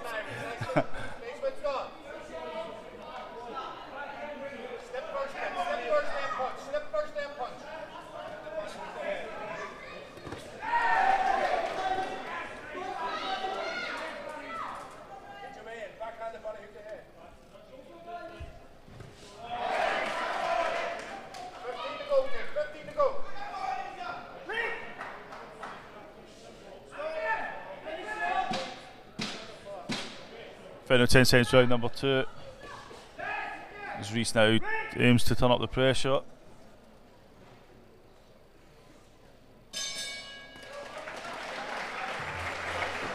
Love watching these two. No, I don't care if he's arguing. I think Issa is nailing it.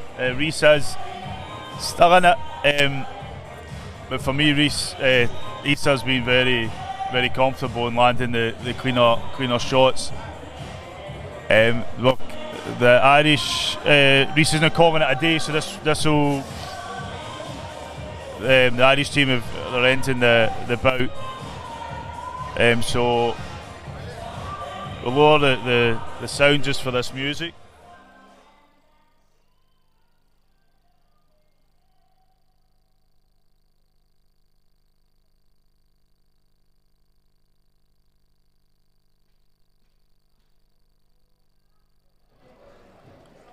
So there's a few technicalities. Reese took his gloves off, he's been asked to put them back on.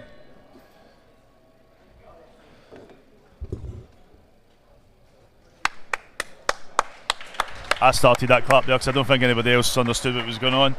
So we'll pass to Craig Stephen, who will announce Reese as the winner, and then Ben will grab him for a chat. Just bear with us a few moments to sort this, but we'll pass to Craig Stephen in the ring with the official announcement.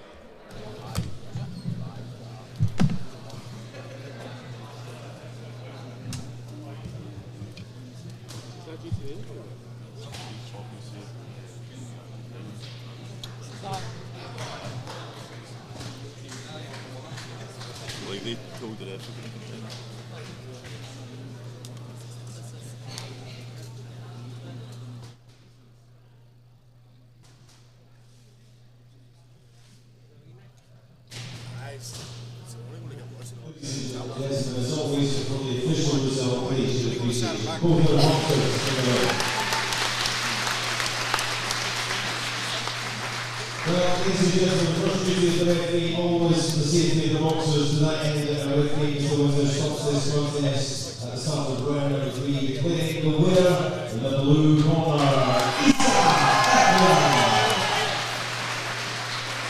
And please give a applause for the man from Ireland,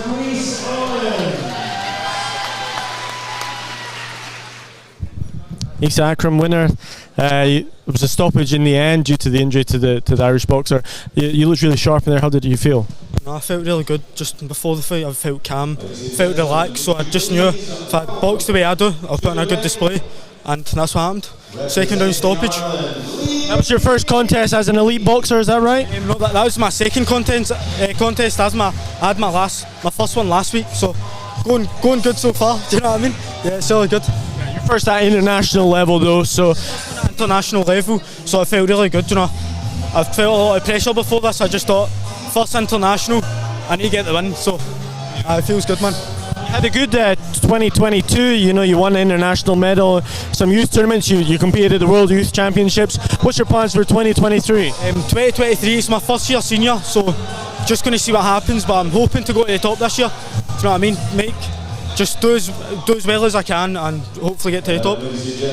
Yeah. Well done tonight and look forward to seeing more of you in the future.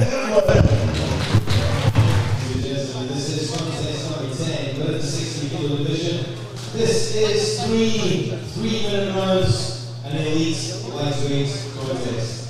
In charge of the action, once again, one of Scotland's finest, one of the world's finest, Mr. George Brown. Introducing first, boxing out on the red corner, representing Ireland, McKee. And across the ring, in the blue corner, representing Scotland, Devlin.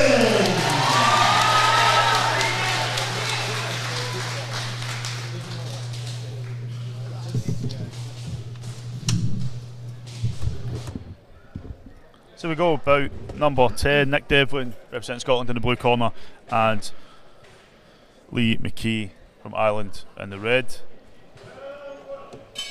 So it was 9-0 to Scotland on the night. I think a couple of them could have gone Ireland's way, if I'm honest. But by and large, it's been a great night for Scottish boxing. You know, I think 6-7 of them are undisputable Scottish victories.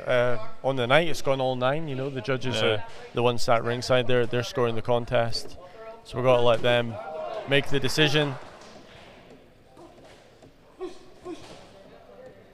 But all in all, a really good night so far. Still got 4 more contests after this. 3 more. We've got Taylor Goff versus Casey Walsh, then Lennon Mulligan, Kleps into Santos, and ending with Luke Bibby versus Anthony Marnafi. Hope I pronounced all them right.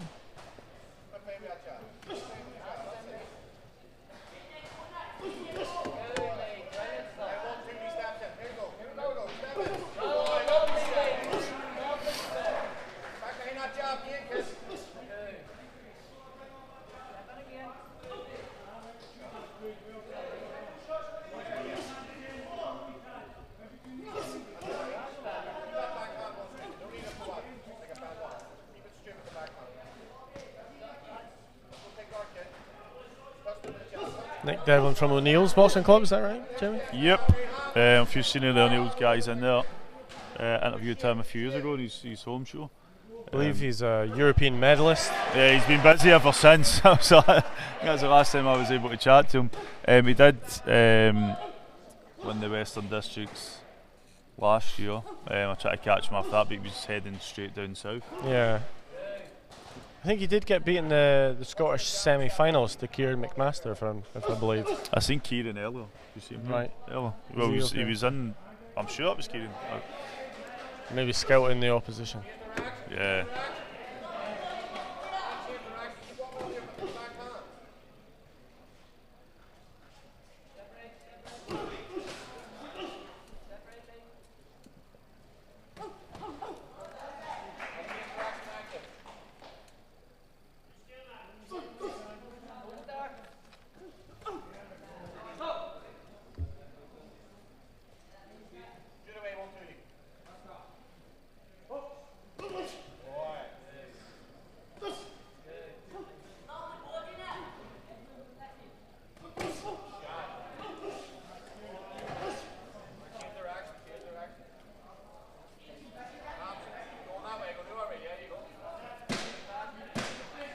Now 10 seconds around number 1.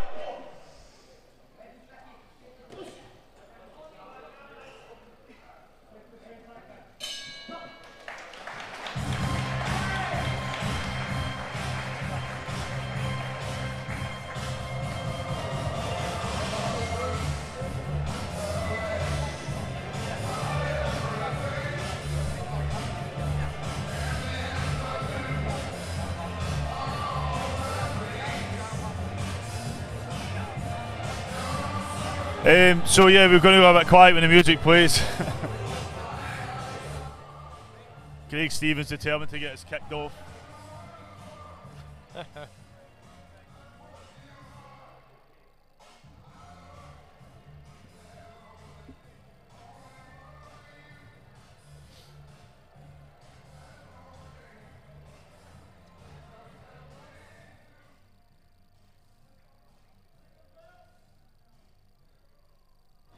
So we're going to round number 2 between Lee McKee from Ireland and Nick Devlin from Scotland.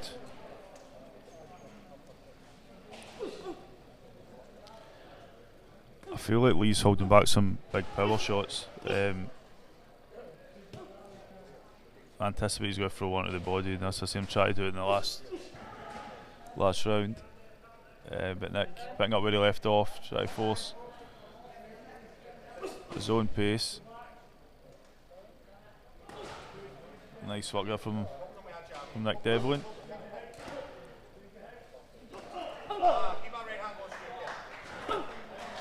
Nick's just been in the right place at the right time just to force Lee to miss a lot of what he's throwing. Nice work there from Nick as he throws a few combination shots.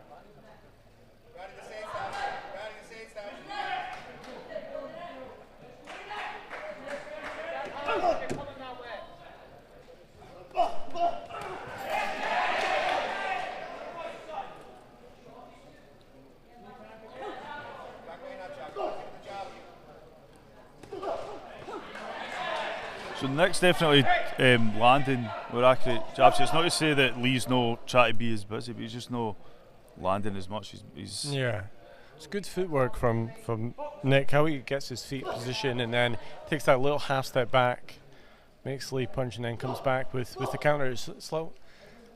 He's been the aggressor, but also trying to be the counter puncher. It's some clever stuff from Nick Devlin. Yeah. See, he comes forward, just takes that little half step back, Nick, while he's coming forward.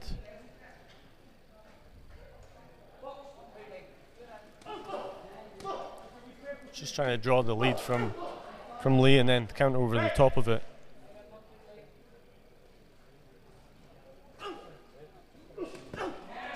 Nice uppercut there from Nick Devlin.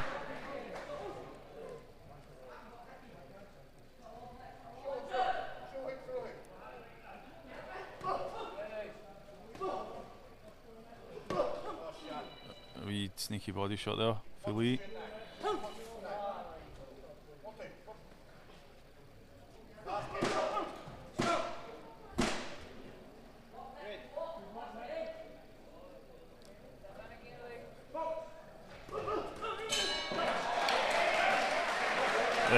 So nice wee round there.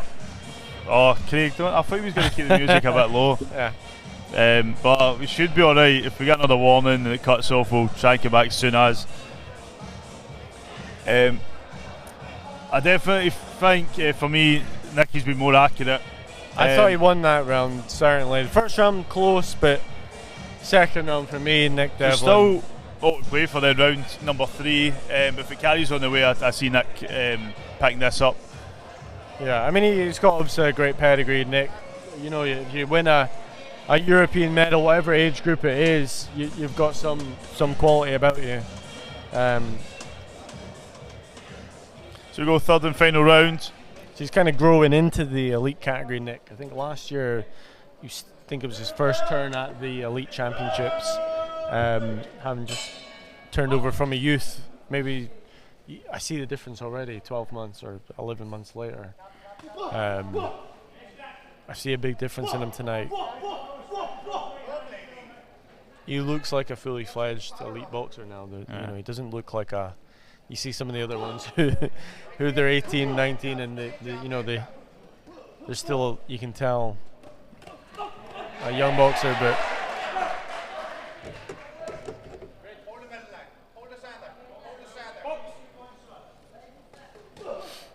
He won the Western District Championships, didn't he, as well, recently, a couple of months ago? Say again? He won the Western District Championships. Yeah, I've seen him there. In November, was that? Yeah, it was right.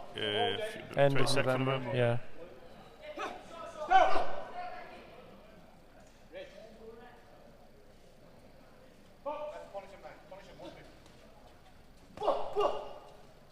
you ban him from the comment?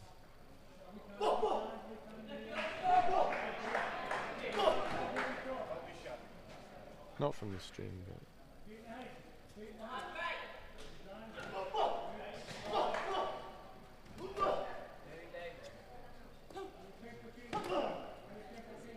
Not from the stream.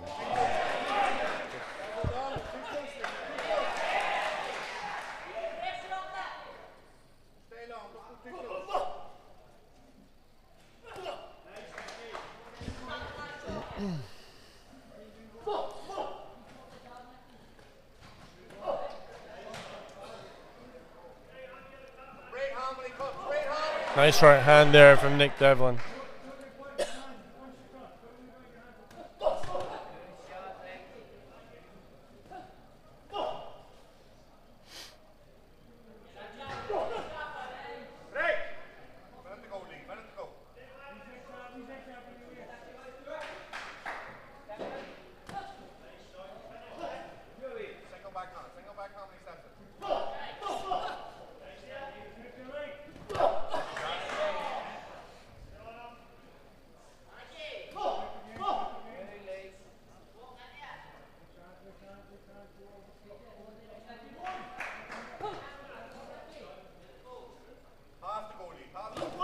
Great right hand, Nick Devlin again.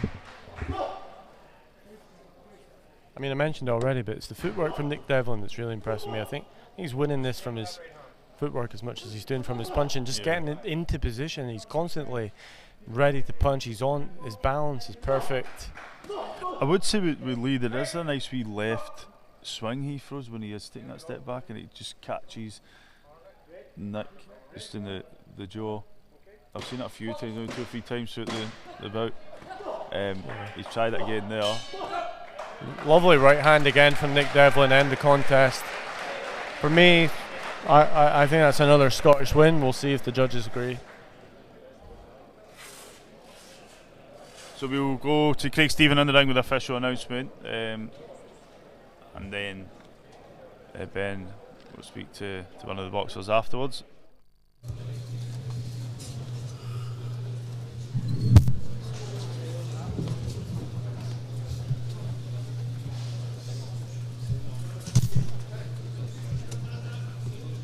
Ladies and gentlemen, as always this evening, please, due appreciation, both of our boxers in the ring.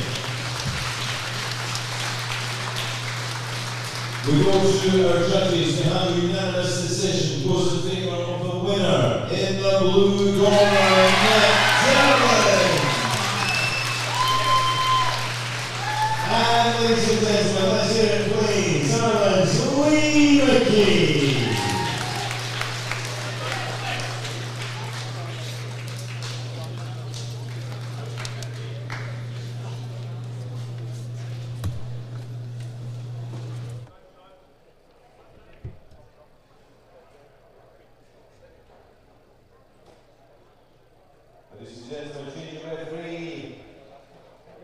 Unanimous decision. How did you feel in there? Good, felt brilliant. Good to get the first one of the year out of the way. Now for a busy year. Off to Lithuania next week, so that's good prep for it. Yeah. We saw you a year ago in the Elite Championships. It looks like you've really grown into being an elite boxer now. So that was my first Elite Championship, so I've learned from there and I've grown into my weight. So I'm a good 60 now. Good 60. Aye. Just admiring your footwork actually, the way you were able to apply the constant pressure, you were taking that little half step back, you were sort of always on bounce, ready to punch. Is that something you feel is a real strength for you? Yeah, so that's really my style. I've been doing that for quite a lot of fights, but we knew the Irish boy, their style is kind of counter punch. They like to go kind of negative. So I was just trying to keep him in the front foot, overextend, come in with my shots. That's what I really kind of do. You've already had some great success as an amateur in the younger age groups, winning a European medal. What's your hopes for 2023? Well, just to keep on getting as much bouts as possible internationally. As I said, we're off to Lithuania next week for a camping competition. Then we've got a Spain training camp, so a lot of busy times to improve even more, you know. Aye. A great performance tonight. Look forward to seeing more of you. Yeah, thank you.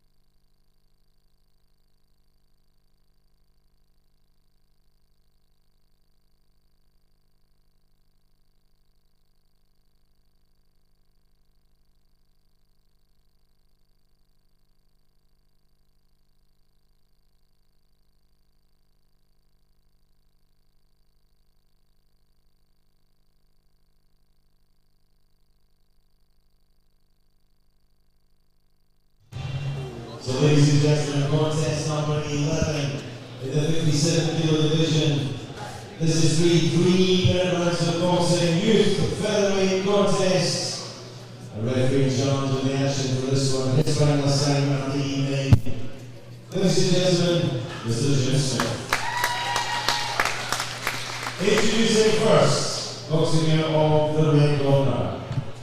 He represents Ireland, he is Casey Walsh. And across the ring, in the blue corner, representing Scotland, Taylor Goff.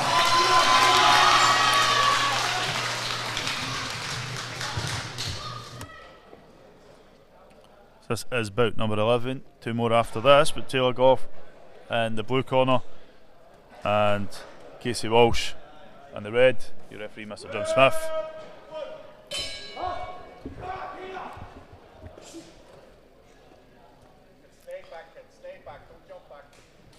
So there's a few good boxers called Walsh from Ireland. I don't know if there's any relation here.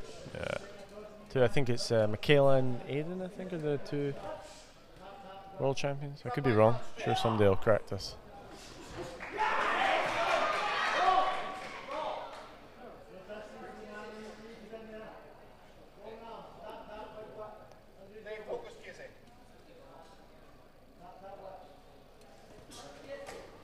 So we're back. This is our final youth contest of the evening. The first 5 were youths. We've been elite since then, and the final, this is a youth featherweight. Taylor Goff, Scotland in the blue. Casey Walsh, Ireland in the red.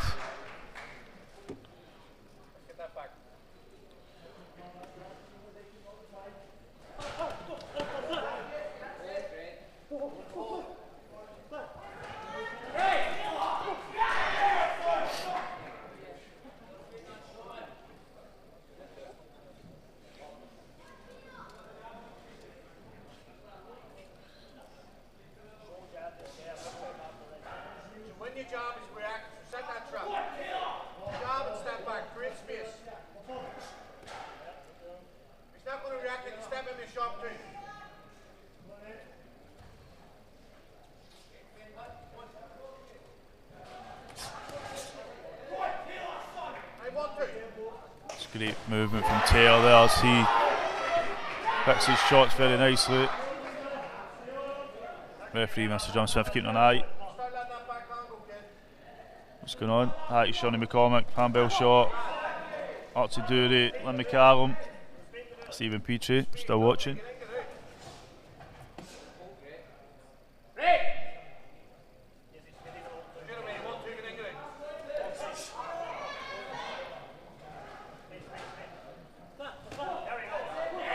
Nice work there from Casey Walsh.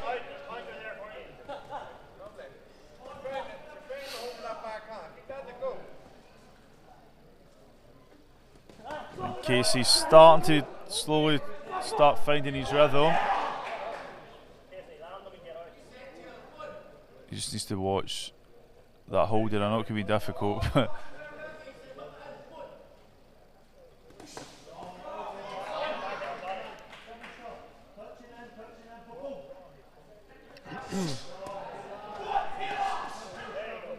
right hands from both boxers there. Certainly feels like a close contest so far. Yeah, it's starting to. I mean, Casey started to find his rhythm a bit more later. Earlier in the round, you've seen it was like earlier in the round it was Taylor was the one that was sort of hunting down Casey towards the end there. It was, I think he was finding it a bit difficult to keep his rhythm up. So Casey did switch the pace a bit. He was finding more success later in the round. Great first opening round to bout number 11. Yeah. I've just got one question. Are you Jack or are you Victor? Oh, I know. Which one's which? I'm Isa. That's what my mates call me sometimes. Like, oh, Jamie, shut up, Isa. Right. So Alicia Walsh is watching online, supporting Casey. He had a great first round there. We'll see how it continues as we go into round number 2 here for bout number 11. You're watching the Scotland vs Ireland dual international. Do you know how many? He's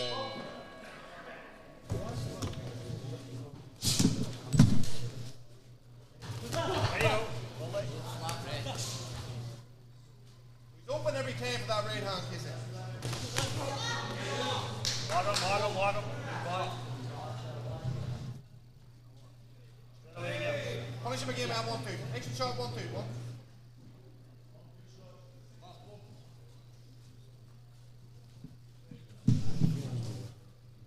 Sharp keys. Sharp fin. There he comes. Ready to save that.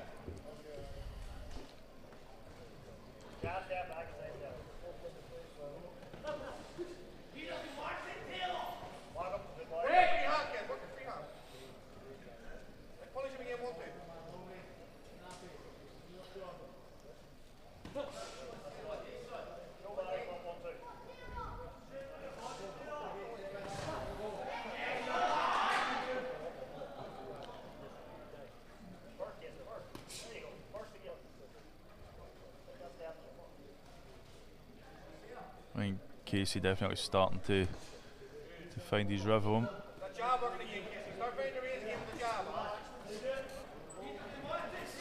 But Taylor trying to go back to that, hunting down his opponent, put him in the back foot.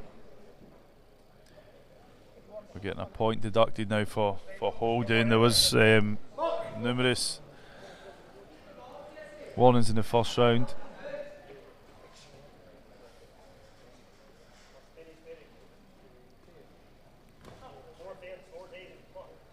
And I think if Casey was like this, I know he's still holding, but if he seems to be a bit better at sort of moving in, backing out than he did in the first round. They're not getting tangled up too much.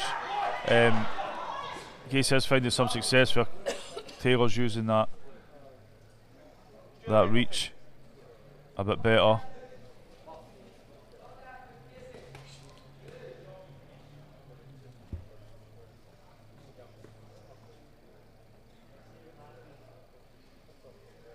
Pretty much every contest, I think you just can't take your eyes off, even when there's and it's even so often the ones that are less action-packed are the ones you become more transfixed in, because it just feels like every punch is so important, and these two here, they're really picking their shots, and there we go. Taylor just flies in now and unloads in Casey. Casey's got his guard up. You're just waiting for that moment there where you know it's coming at some point. Yeah. They're gonna let the shots go.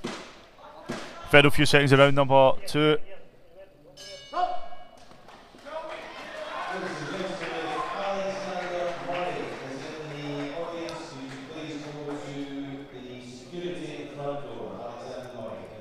So he's getting kicked out. Maybe his wallet or something. It looks like Willie Lemon's a way to get it. He's off. That's not Alexander Murray. So we get one more round left. I still think this is close. Yeah. As a lot of the bouts have been. I think we've called a few of them, especially the earlier bouts. We're close. We have 2 more bouts after this, Lennon, Mulligan and Clyde dos Santos, and then Luke Bibby and Anthony Nathi. Here we go, round number 3, or bout number 11. Taylor Goff and Casey Walsh.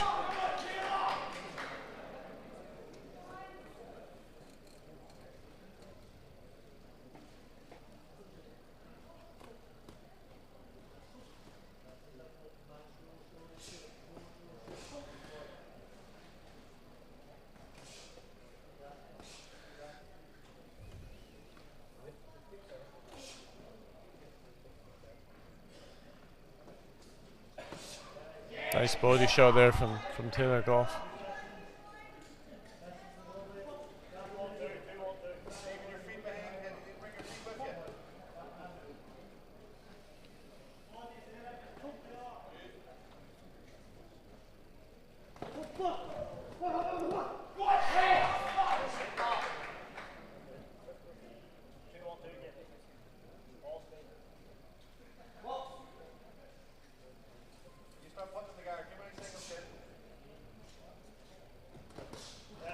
Nice work there from Casey.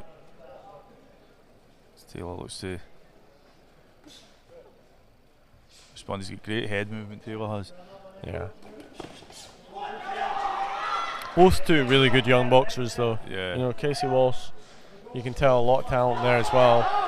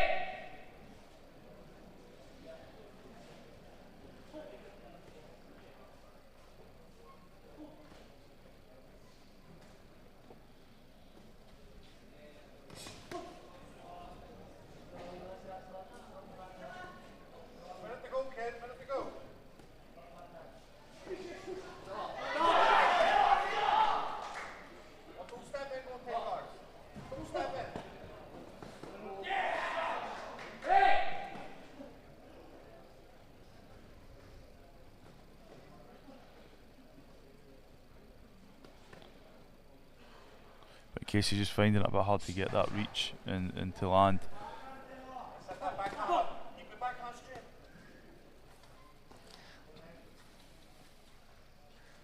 Always feel we go a bit quiet when it's these kind of Oh, KG no, contests, but I think we're just like we're so focused on what's going on that we end up. We'll get filming this 10 seconds. There we go. I think there's. Can they keep the pace all right throughout? Great head movement there from Casey, but I just think for me, Taylor landed. I think he done enough. There It for was the close. win. It was one of the closer ones tonight, but it was two good boxers, two good young boxers. Obviously, these are youth. We'll pass back to Craig Stephen in the ring. We'll find out who the winner is. Don't go anywhere. 2 more bouts left.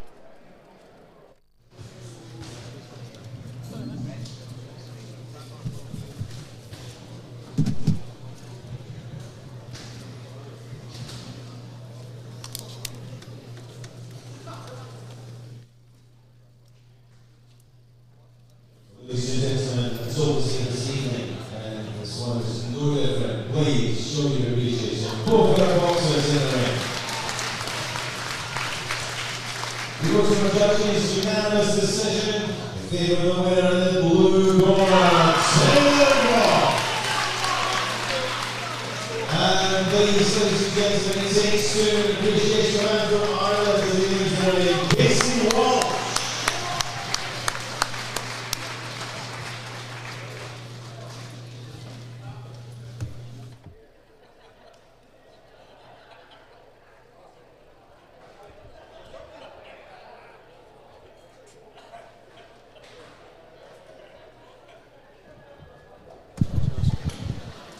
We've got Taylor Goff, unanimous decision winner. You were just saying that was your first 3-minute contest. How was it for you? I don't know, it felt different obviously for the 2 minutes. I felt it was a 1 and 2. I was able to pace myself a bit more, and then towards the third round I felt as if I didn't have as much energy. I had to dig a little bit, more deep. But apart from that, it was good. A lot more time to do my own work, and it was good. Was it almost the mental concentration that you needed? Because it was a bit of a cagey affair. You know, you're both looking for that perfect shot. It was kind of tit for tat, just seeing who's switched off, and we're both just trying to look for big shots. So I had to keep my concentration up a few times. You know what I mean? I lost my concentration, I get caught, but apart from that, I felt, well, when I did keep my concentration, I was kind of all over him, and he was just kind of on the back foot. I was chasing him down, but it was a lot harder, I thought. And then what's your plans for 2023? Well, I've got France next week, so I'm leaving next Thursday for a training camp and a duel match at the end of it, so and the Europeans hopefully, so just coming for anything really, anything's coming up. Well done tonight, Taylor. Look forward to seeing more of you. Cheers.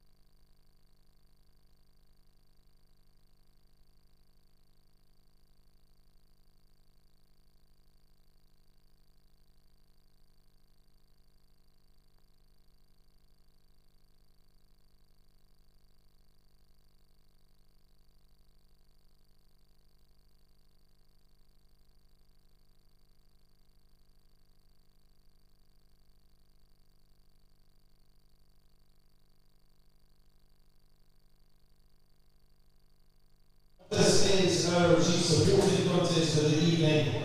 We're in the 51 kilo division. Three-minute rounds of boxing, an elite flyweight contest. The referee judge for this one, his final assignment, Mr. James Thompson. Introducing first, boxing out the ring corner, representing Ireland, here is Akram Santos. And just bringing the blue corner, representing Scotland, Mulligan.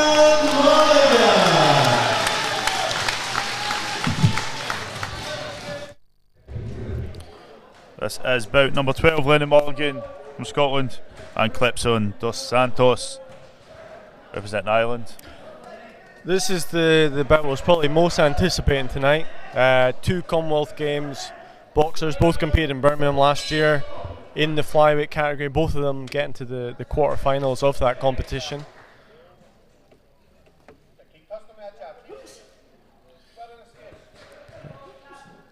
This is an elite flyweight contest. Lennon Mulligan from Scotland in the blue, Clyde dos Santos from Ireland in the red, who represented Northern Ireland last summer at the games in Birmingham.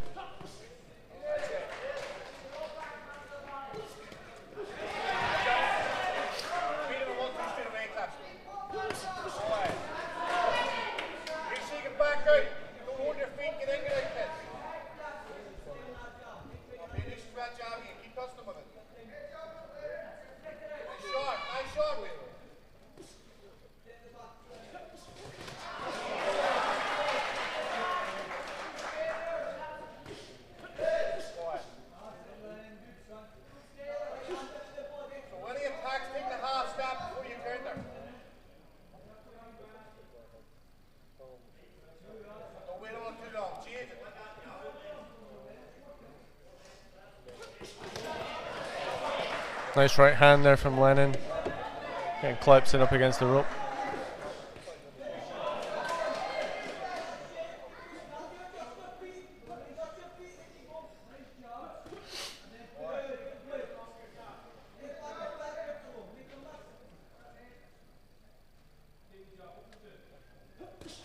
Lennon did go up to 54 kilos at the end of last year for an international, but it was just a temporary measure. He is back down at his regular weight of 51 kilos.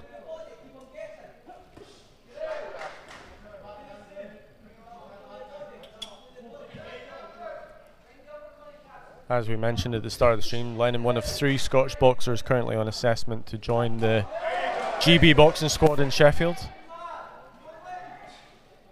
We've got 2 boxers currently on that squad, Rhys Lynch and Sam Hickey, our Commonwealth Games gold medal winners.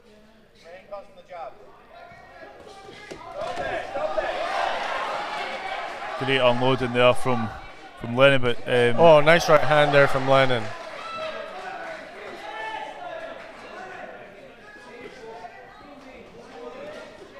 Clyde returning the favour. You can tell both are high quality operators.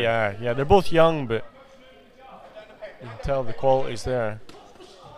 Nice right hand there from Clyde. And there he drew Lennon in. Lennon falling short a couple of times, and Clyde getting him with the counter. And here comes the belt. So, yeah. We were saying at the start of the stream, anyone who wasn't there, Clyde trying to pretend to be the Northern Irish table tennis player at the Commonwealth Games.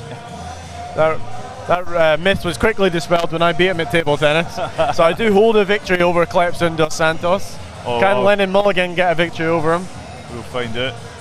He was a character, he was a joker. Yeah. He was a good guy, he was a young guy, but a bit of banter.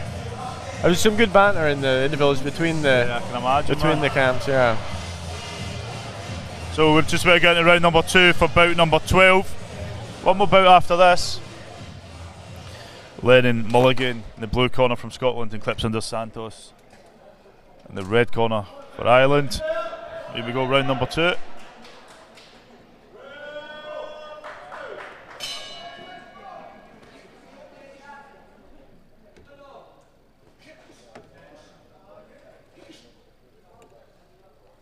This is our penultimate contest of the evening. Just one more to go. Luke Bibby versus Anthony Malnafi. This is our co-main event.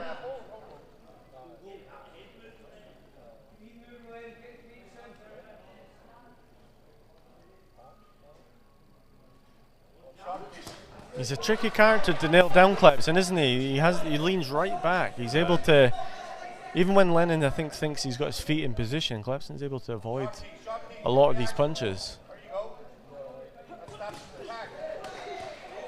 Right hand gets through there from Lennon. He does keep his hands down. I mean, he's got great reflexes, Clepson, but he is still being caught, and a left hook catches there. And he's taking these shots, these big shots. So. Yeah. He was stopped at the Commonwealth Games, Clepson. But Jake Dodd from Wales stopped him. I believe it was maybe a second round stoppage. So you better be careful not to take too many of these shots.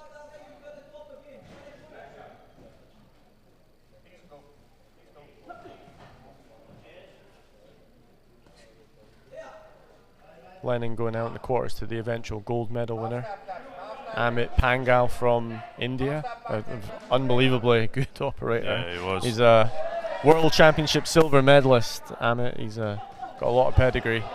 He showed it that night, but Lennon showed a hell of a lot of heart in that contest. Kept pushing for the full 3 rounds.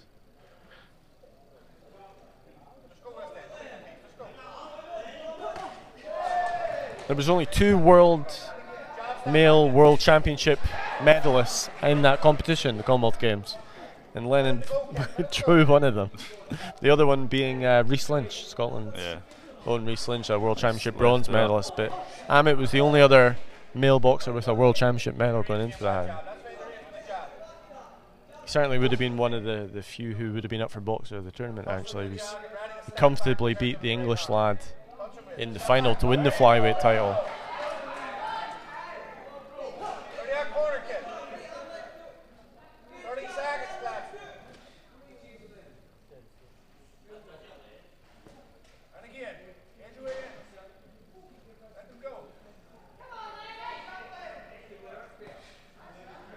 I think Lennon's landed the better shots. I think so. I mean, a nice one there from Clepson, but well, but he's doing a good job evading a lot of the shots, Clepson, but he's coming back and landing with his own is probably what he needs to work at. If he could make him miss and make him pay, he'd be some boxer. He's certainly making Lennon miss, but Lennon has still managed to land 2 or 3 good hard shots. Yeah. It's hard to remember too many clean shots from the other way from Clepson, as good as his defensive work has been at times.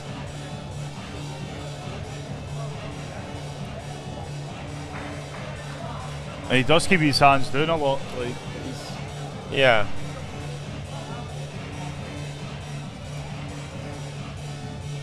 So we got one more round to go. This bout. A similar sort of style to what we saw with Sonny Kerr earlier, but I think the difference with Sonny was he was able to land a lot more shots his own way, as well as making the opponent miss. Yeah.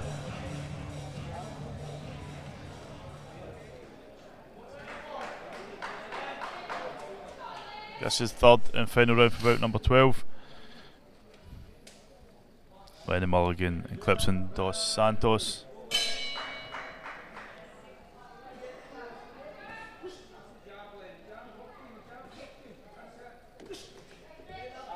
Yeah, a couple of comments. Yeah, there was a couple of female world medalists as well. I did say there was only 2 male world medalists, but yeah, there were some other female boxers who were world medalists at the games in Birmingham. So cheers for that, Sean.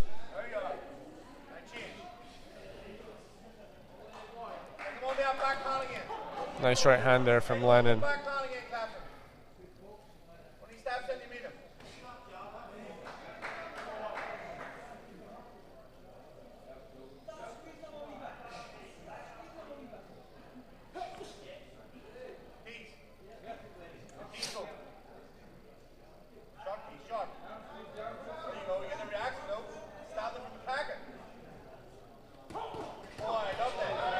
Both landing right hands there.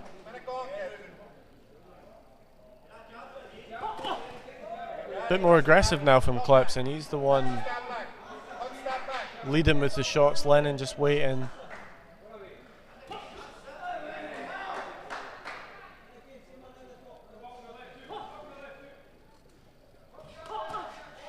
Nice left hook there from Lennon.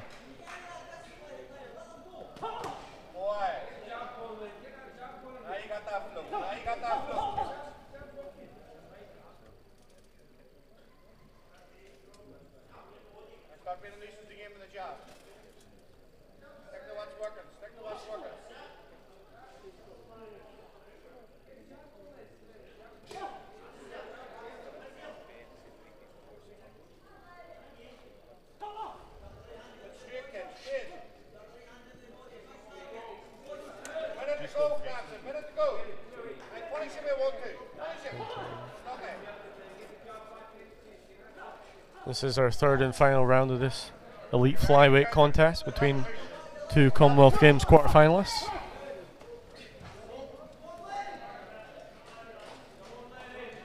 I think Lennon's one of the few from that Commonwealth team who'll maybe be a good candidate for the next Commonwealth Games. We've seen some turnover. We've seen Sean Lazzarini and Matthew McHale and Tyler Jolly, all medalists, turn professional since the Games. Tyler Jolly that's selling the Tyler Jolly t-shirts. Yeah. As you heard tonight, he's calling out Jake Paul. Yeah, too right.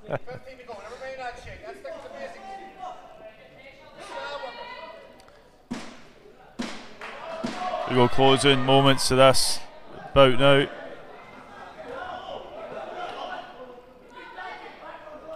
Lennon's asking for it.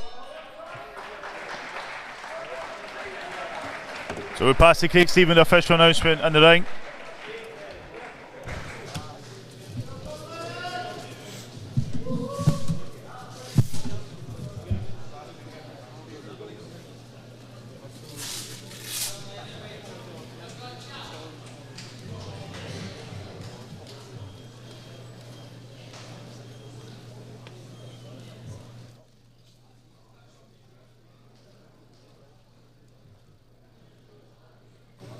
Ladies and gentlemen, as always here this evening, would you please show your appreciation for both our boxers in the ring.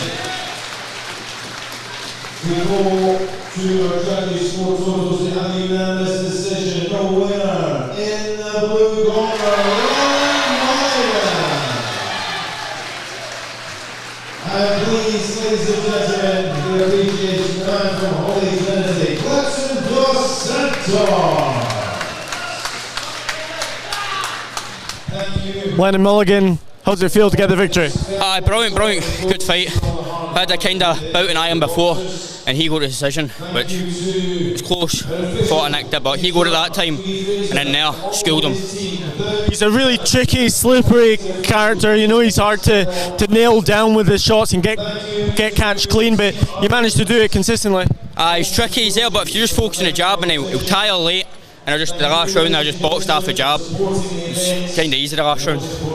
Tricky, but tricky guy. You need to think a lot. You've got to keep your composure almost. You stop yourself from getting frustrated.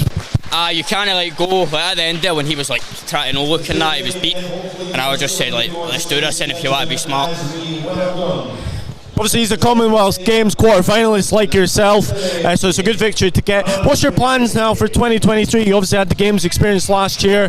What is your aims? We go to Lithuania next week, gold there, and then if we go to the Worlds, gold there. Just want to take everybody out, take no prisoners this year. And looking further ahead, would you like to aim for another Commonwealth Games, maybe 2026? Is that on your mind as well? Yeah, that's the plan right now. Aim for 2026, and then gold there. Make up for last year. Well, great performance tonight, Lennon. Well done. Cheers, mate. Cheers. Ladies and gentlemen, once again, you're all very welcome here to the Ravens Grave Sports Complex for our feature contest of the evening. Brought to you by Boxing Scotland. 3 3-minute rounds of boxing and the elite light welterweight contest. Within the 63.5 kilo division, all our officials ringside appointed by Boxing Scotland. Official in charge of supervisor, Mr. Louis Fraser, event boxer, Dr. Ronnie Sidney, on the bell, our timekeeper, Mr. Ryan O'Rourke, and on the sound of the bell, our 3-star referee, Mr. George Brown. And so, ladies and gentlemen, in attendance here at Lakeside, for those watching us live on JATV, the officials are ready. The boxers are ready. Are you ready for the main event? Introducing first in boxing off the red corner, wearing red with white, he stands before you as the reigning light welterweight champion of Ulster. Please welcome to Scotland, Anthony Mulligan. And across the ring, in the blue corner, wearing blue and white, he stands before you as the reigning GB Three Nations light welterweight champion representing Scotland, Luke Payne.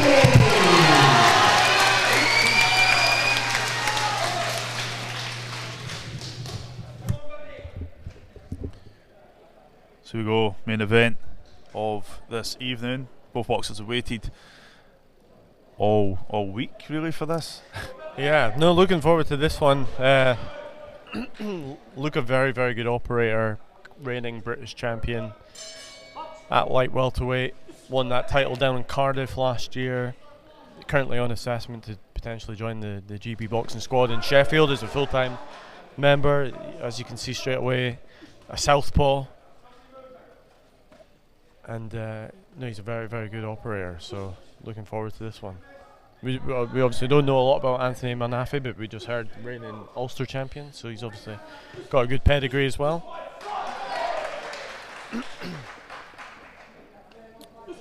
Luke is certainly one of the stronger boxers in Scotland. Obviously, we sent a team of 8 to the Commonwealth Games last year. I think make a good argument Luke is in the top 8 or 10 boxers in Scotland. I think the only issue for him was he's got Rhys Lynch at the same weight, who's reigning World Championship bronze medalist and went and won the Commonwealth Games gold medal. So I think that was probably one of the only reason why he wasn't in that squad, to be honest.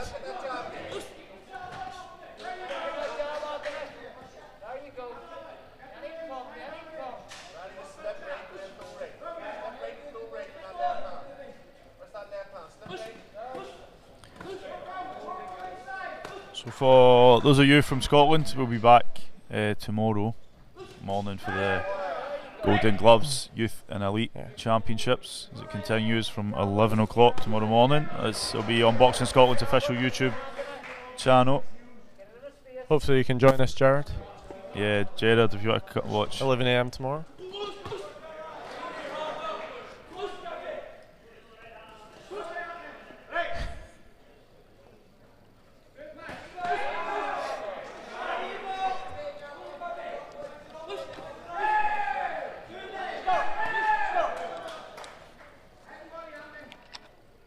And you've heard some of the boxers talk about it throughout the evening in the interviews, but Scotland taking a squad of elite boxers to Lithuania next week for the Sokaias tournament, and then also taking a group of youth and junior boxers to France, where there'll be a dual international in France as well as a training camp in France.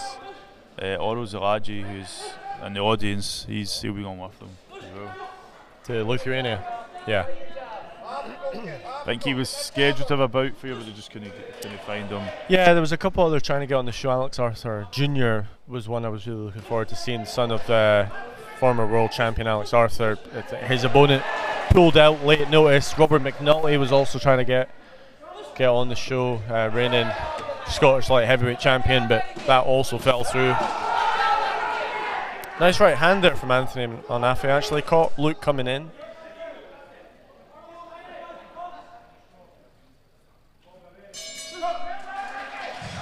That's that punch you want to throw against a southpaw, that straight right hand, and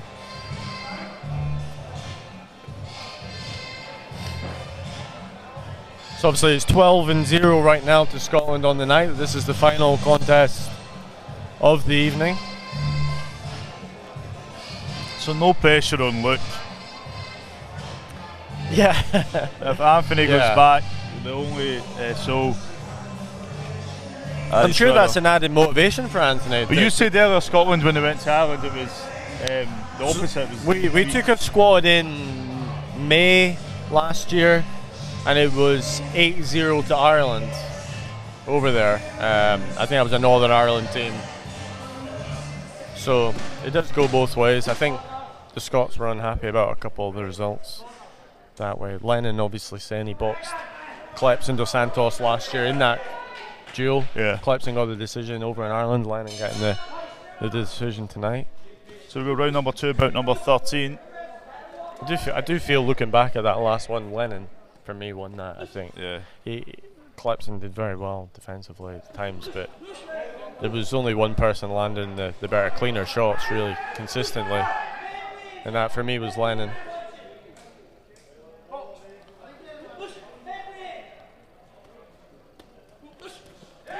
Round 2 of our final contest of the night. Another right hand does get through there from Anthony, and again he's landed 2 or 3 of these now. Luke maybe just has to get his left hand a little bit higher to block those shots.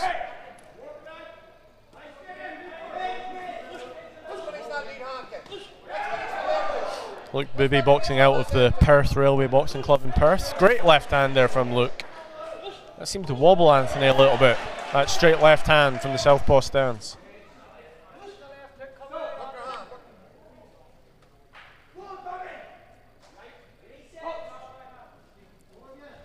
Got our most senior official in the ring for this final contest, 3-star IBA referee, Mr. George Brown.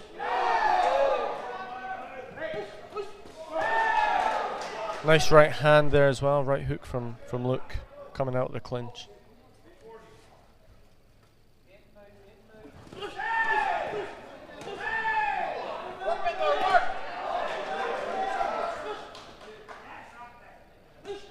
Nice jab from Luke as well.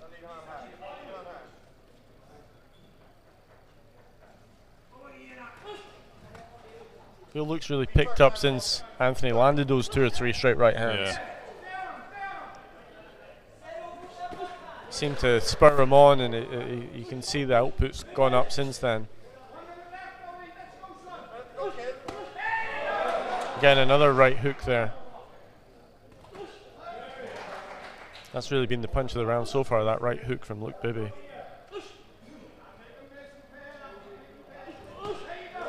Nice left uppercut to the body there from Luke, gets through when they're in close.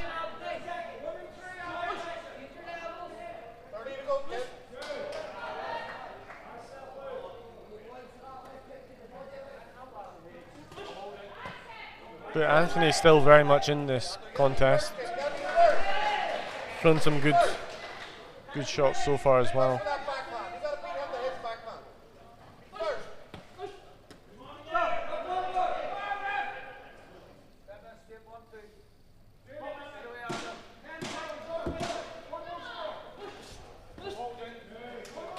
Got a few seconds around number 2. Luke Bibby and Anthony Mulligan. Got one more round left, final round of the final bout of this evening.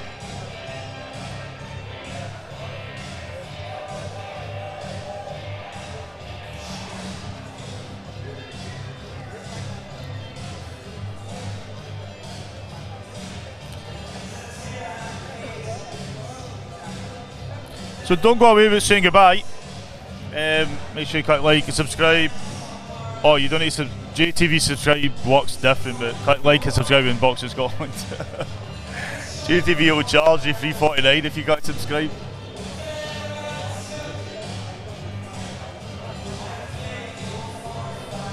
One more round left.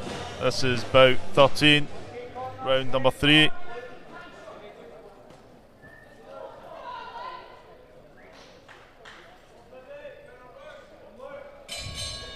And here we go. Final round of the bout, final round of the night, final round of the day. We've had a full day of boxing. This has been here for 11 AM. Yeah, we've been I got here at 7:30 a.m. Wow. I did go back to the hotel in between, to be honest, but yeah, it's been a long day of boxing. Back tomorrow from 11 a.m. live on Boxing Scotland official YouTube channel. Will be streamed for free tomorrow, the Youth and Elite Golden Gloves Championships. Yep. I think we've given value for money tonight, £1.99. It's got you 13 cracking contests. Where's Gerard wants a refund? No refunds, unfortunately. Aye. But I don't think you can argue with the price.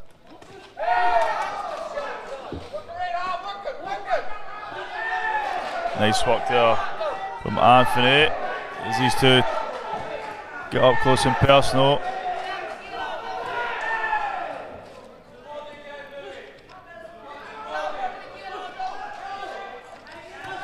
Wolf. Right hook from Luke again. They both landed there, but look at the last one and just. It was that right hook again from Luke. Anthony gets through with a right hand that time though. I think we're going to see an exciting close to this. Oh, this is brilliant. Luke does like to stand and trade at times. He's not afraid to Simon Smith stand and let the punches go. Stand in the pocket. I think you might see this in the final minute or so.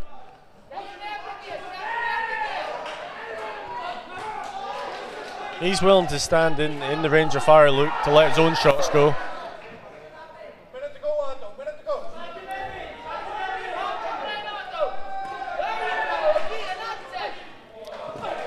Both boxers landing, but it's that right hook again from Luke. Seems to be the biggest punch of this contest. Right hand from Anthony. They're both landing. Luke trying to close the show.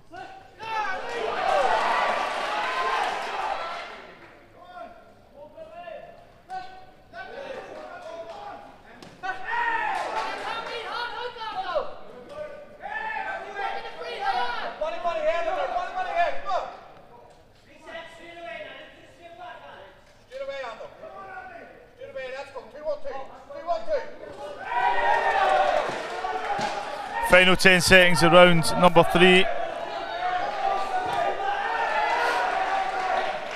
Then we'll have a winner for you.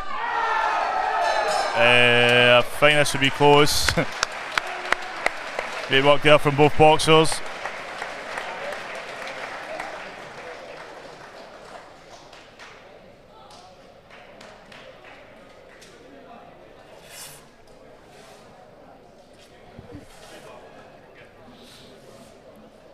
I think both of them could be happy with that performance, regardless how this one goes.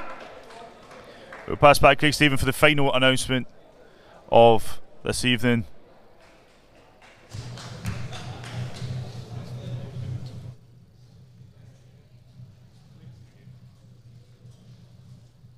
So ladies and gentlemen, for the final time this evening, please show your appreciation to both our boxers in the ring. We go to our judges ringside who score by unanimous decision, the winner in the blue corner,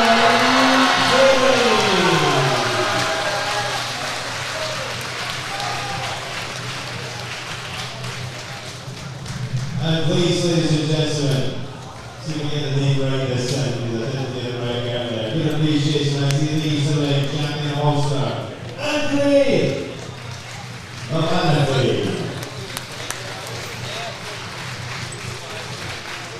So thank you so much, ladies and gentlemen, of the Hands Boxing Scotland, Craig and the team for supporting our boxers. We hope you have a great time. We're back tomorrow, 11 a.m. first bell for day 2 of the prelims, elites and youth. If you want to join us, you are more than welcome. Have a safe journey home. Luke, unanimous decision victory. Great performance. How do you feel in there? Yeah, I feel good, man. Yeah, first one back since November, so good to get back out there in action before we tour Europe on Lithuania next week. So good to get back out there. Happy days. It was a great finish to the bout. You weren't shy to stand and trade there. I'm trying to box a bit more recently. I've been doing it. I've been showing it in the gym. Could have done it a bit more there, but it is what it is.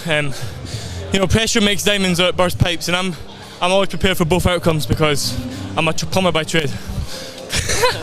Were you confident you had the decision in the bag when? The decision, I just could have made it easy for myself, to be honest. A bit disappointed in that, but good performance, happy. Keep the winning train going, happy days. I want to say thanks to everyone that came to support me. I got a big crowd here today, happy days, and big thanks, Mum and Dad, all my supporters, the baby team, thanks so much, love you guys, thank you. You're currently on assessment for the GB boxing squad. Is that a big aim for you going into 2023? Yeah, huge aim. I want to be down there where that's where you get the best sparring, the best preparation for tournaments, etc. And yeah, that's where I want to be, totally. And your victory tonight completes a clean sweep for Scotland, 13 wins out of 13. You can't ask for much more than that. There was a lot of pressure going in there. I seen it was 12-0. Aye man, yeah, happy to get the win. In front of everyone that came to support me as well. Happy days, yeah. Good stuff. Boom. Great performance tonight, Luke. Look forward to seeing more of you. Yeah, thank you very much. Cheers, everyone, back home. So guys, that's it from me and Ben. We will be back tomorrow for Boxing Scotland's Golden Gloves Youth and Elite Championships from 11 o'clock on Boxing Scotland's YouTube channel. Ben, great night, thank you. Yeah, no, a fantastic night of boxing. Some great boxers from both countries, from Scotland and from Ireland. Obviously Scotland having the luck tonight, but no, a great night of boxing. Hope everyone enjoyed it. This was a trial for us. First time we've trialled the pay-per-view. $1.99 though. You were wanting to charge $25. I know. No, $1.99. So no, I hope everyone's enjoyed it at home, both in Scotland and in Ireland. And come join us tomorrow. We'll be here. Tonight. See you tomorrow morning. Have a good night. Take care, and hope the guys travel back Ireland safely. That's it from us. See you soon.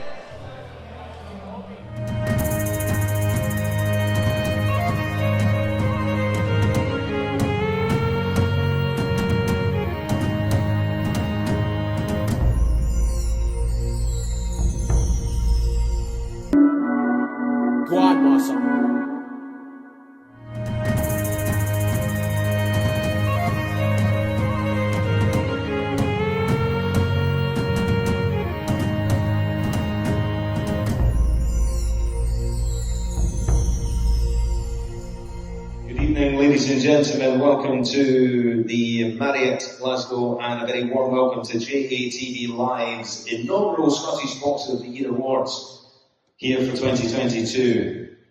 This is the brainchild of Jamie O'Neill from JATV, and this was originally scheduled for the autumn of 2020, but the global pandemic put paid to that.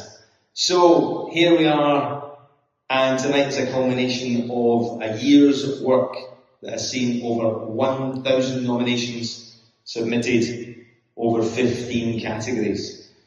Over the evening, we will recognise the nominees, we'll celebrate the winners, who our judges have painstakingly debated over.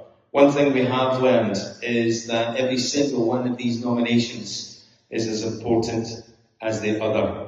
And there's no award show in the world that could truly reflect the amazing work which happens every day in every boxing gym around Scotland.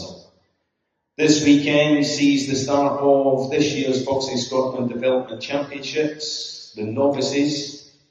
It returns, and it's absolutely fantastic to think that some young boxers are stepping into the ring competitively for the very first time.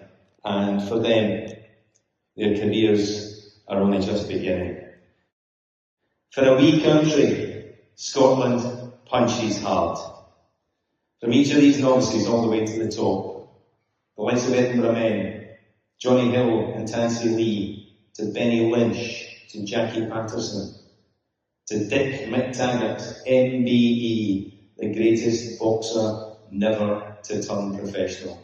Still, he became a world champion in 1956 when he won Olympic gold. 1966 brought us Walter McGowan, the 70s, Ken Buchanan and Jim Watt. In 1984, Edinburgh man Murray Sutherland, he became the IBF 154-pound world champion. Murray emigrated to Canada, but he's still a Scotsman. The 90s gave us Pat Clinton and Paul Weir. The new millennium brought Scott Harrison, Alex Arthur, and 3-weight world champion Ricky Burns. And in May 2021, Josh Taylor became the first Scot and only the 6th boxer worldwide to become the undisputed champion of the world in the 4-belt era. Yes, Scottish boxing. It tells a beautiful story, and it's really those stories that we're hoping to celebrate here tonight.